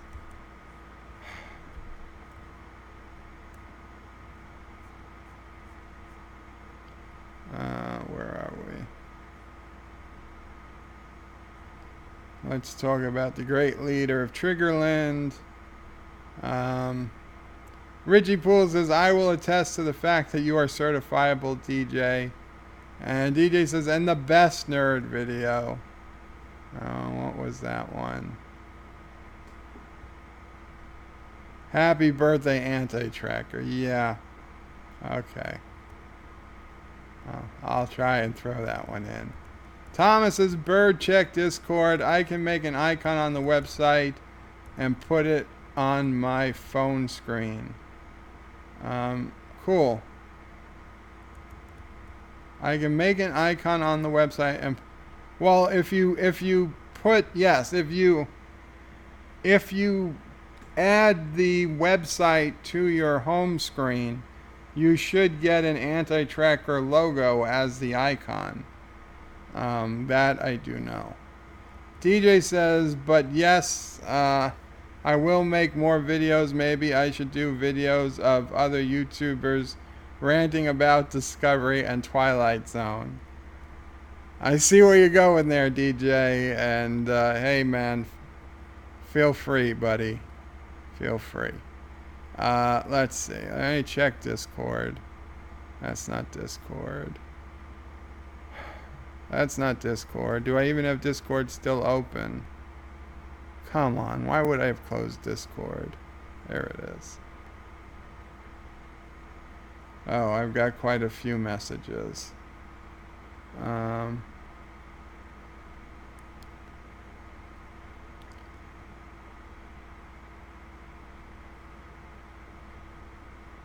Okay. Yes. Yes, okay, so Thomas, if you want to tell people how about you did that, but I believe you can just like drag it or something onto your home screen, or there's an option to make an icon on your home screen. You will get a turd. You will get an Anti-Tracker avatar, and it'll say antitracker.com under it, and it will become the icon on your phone, on your home screen of your phone, or whatever screen. So you can just click it and go directly to the site as if it was an application, but it would be opening in your web browser. Dale Stafford says, DJ, I'm already subscribed, but I like the Doctor Who rant. Daniel's Hot Topic says, when Tasha Yar goes to the barber, she tells him, don't touch the sideburns. Kennewick says, hate leads to free publicity, aka Streisand effect. DJ says, yeah, don't get me started on Doctor Who. It's pissing me off on how screwed over. Vile Mike says, well, my first video had a Star Wars book, and my second video had some Star Trek books, and my third video will be up tonight. It has me reading poetry. Is that nerdy enough? Well, it's a good start, Vile Mike. It's a good start. Commander Iron Wolf says, it's confirmed. Bird of Prey 5 is a fake nerd. He can't do the Vulcan salute. I just need a second, okay? I can't always do it. Thomas Potts says they aren't out of context. Some have spelling errors because they suck at spelling, or I couldn't quite hear Bird of Prey correctly. Vile says they are out of context quotes, Thomas, because they were pulled from the stream without knowing why he said that. Exactly. And Vile says, and that's why they're so funny. Thomas says, I have a few that I referenced. Richie Poole says, Mecha Random 42 has him beat at over 30K. Yeah, well, a lot of channels are bigger. Brian McFarlane says, hey, Bird of Prey, do you think the new Twilight Zone will have a season 2? I don't know how many episodes they ordered for season 1. If they ordered like 10 episodes for season 1, then I think it's probably a pretty good chance there'll be a season 2. But if they have like 15 or 20, then I'm not sure. DJ says certified as in locked up. Lol. It's a joke. No, locked up. Lol. Thomas says just give Bird of Prey and Anti-Tracker money. Yes, me. Give it to me. Vile Mike says you need to do streams to get certified. Damn. No, it doesn't have to be live streams. It does not have. I'm sorry. If I said it that way, I apologize. They do not have to be live streams. You can just put up videos, as long as the videos are like nerd content. Okay, it does not have to be live streaming. That was probably just a slip of the tongue. No live streaming. It doesn't need to be live streaming. It doesn't have to be a live stream. Just a regular. You have to have regular nerd content, which I'm roughly equating to at least one piece of content a week. We prefer people have 100 subscribers. Of course, there have been exceptions. There's nothing set in stone, but these are guidelines, and of course, generally work safe, generally family safe. I mean, nobody's going off and saying terrible things, and if anybody, I'm obviously the closest to doing so. But that could be an issue if somebody did make a channel saying awful things, even if it was nerdy stuff. So Commander Iron Wolf says, once I finish building my computer, I'm going to be doing Stellaris streams. It's a sci-fi game, and I'll probably do some playthroughs with Beyond Horizon Star Trek mod. That sounds cool. Let me know. Thomas Potts says, you want us to check DJ out. Yeah, check him out. DJ says he wants you abused, Thomas.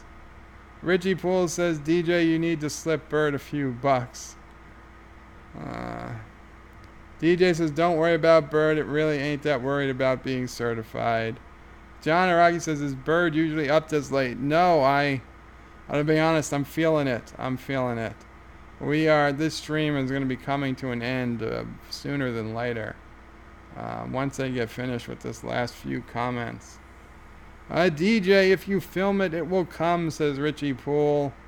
DJ says he's trying to come down after his rant earlier. Richie says, I heard that in a movie somewhere. John DeMarco says, no, he's not. Usually he's trying to get the blood pressure back down. Vile Mike sounds like a porno movie to DJ, Richie. And now Vile is combining people. I had a bad habit of combining DJ Odyssey and Thomas Potts into the same person. Like they were in some type of transporter accident. DJ Potts. Bo chicka wow wow. Thomas Potts says, DJ, bribe him with that video you sent from Bird of Prey about Hillary. Kennewick says, legend is if you do the Vulcan salute 3 times, Michael Burnham shows up to your front door. DJ says, yeah. DJ says, Bird, I have this video of you saying you voted for Hillary. I don't think that's how I said it. Vile Mike says, I need a second. I can't always do it. Why? DJ says, nerd content and Slip Bird of Prey 1995 for each one to be considered. Vile says, can I make that installments? I'm broke. Lol. Thomas says, did Bird of Prey 5 say keep commenting? Okay, guys, it's that time. Thank you all so much for coming. Thank you so much for staying for this video. We're at 17. We had a high of 30 something. Excellent. I really appreciate it. DJ, whatever you do, do not click on that link DJ Odyssey just posted. I have reason to believe it's a it's ransomware or malware. It'll probably erase your computer hard drive, and it'll take over your credit cards, and you're gonna. It's not proof. It's not proof of anything. Stay away. Don't click on it. Save yourselves. Save yourselves. Good night, Qapla, and I will, if all willing, be around tomorrow, and we'll do some more city skylines.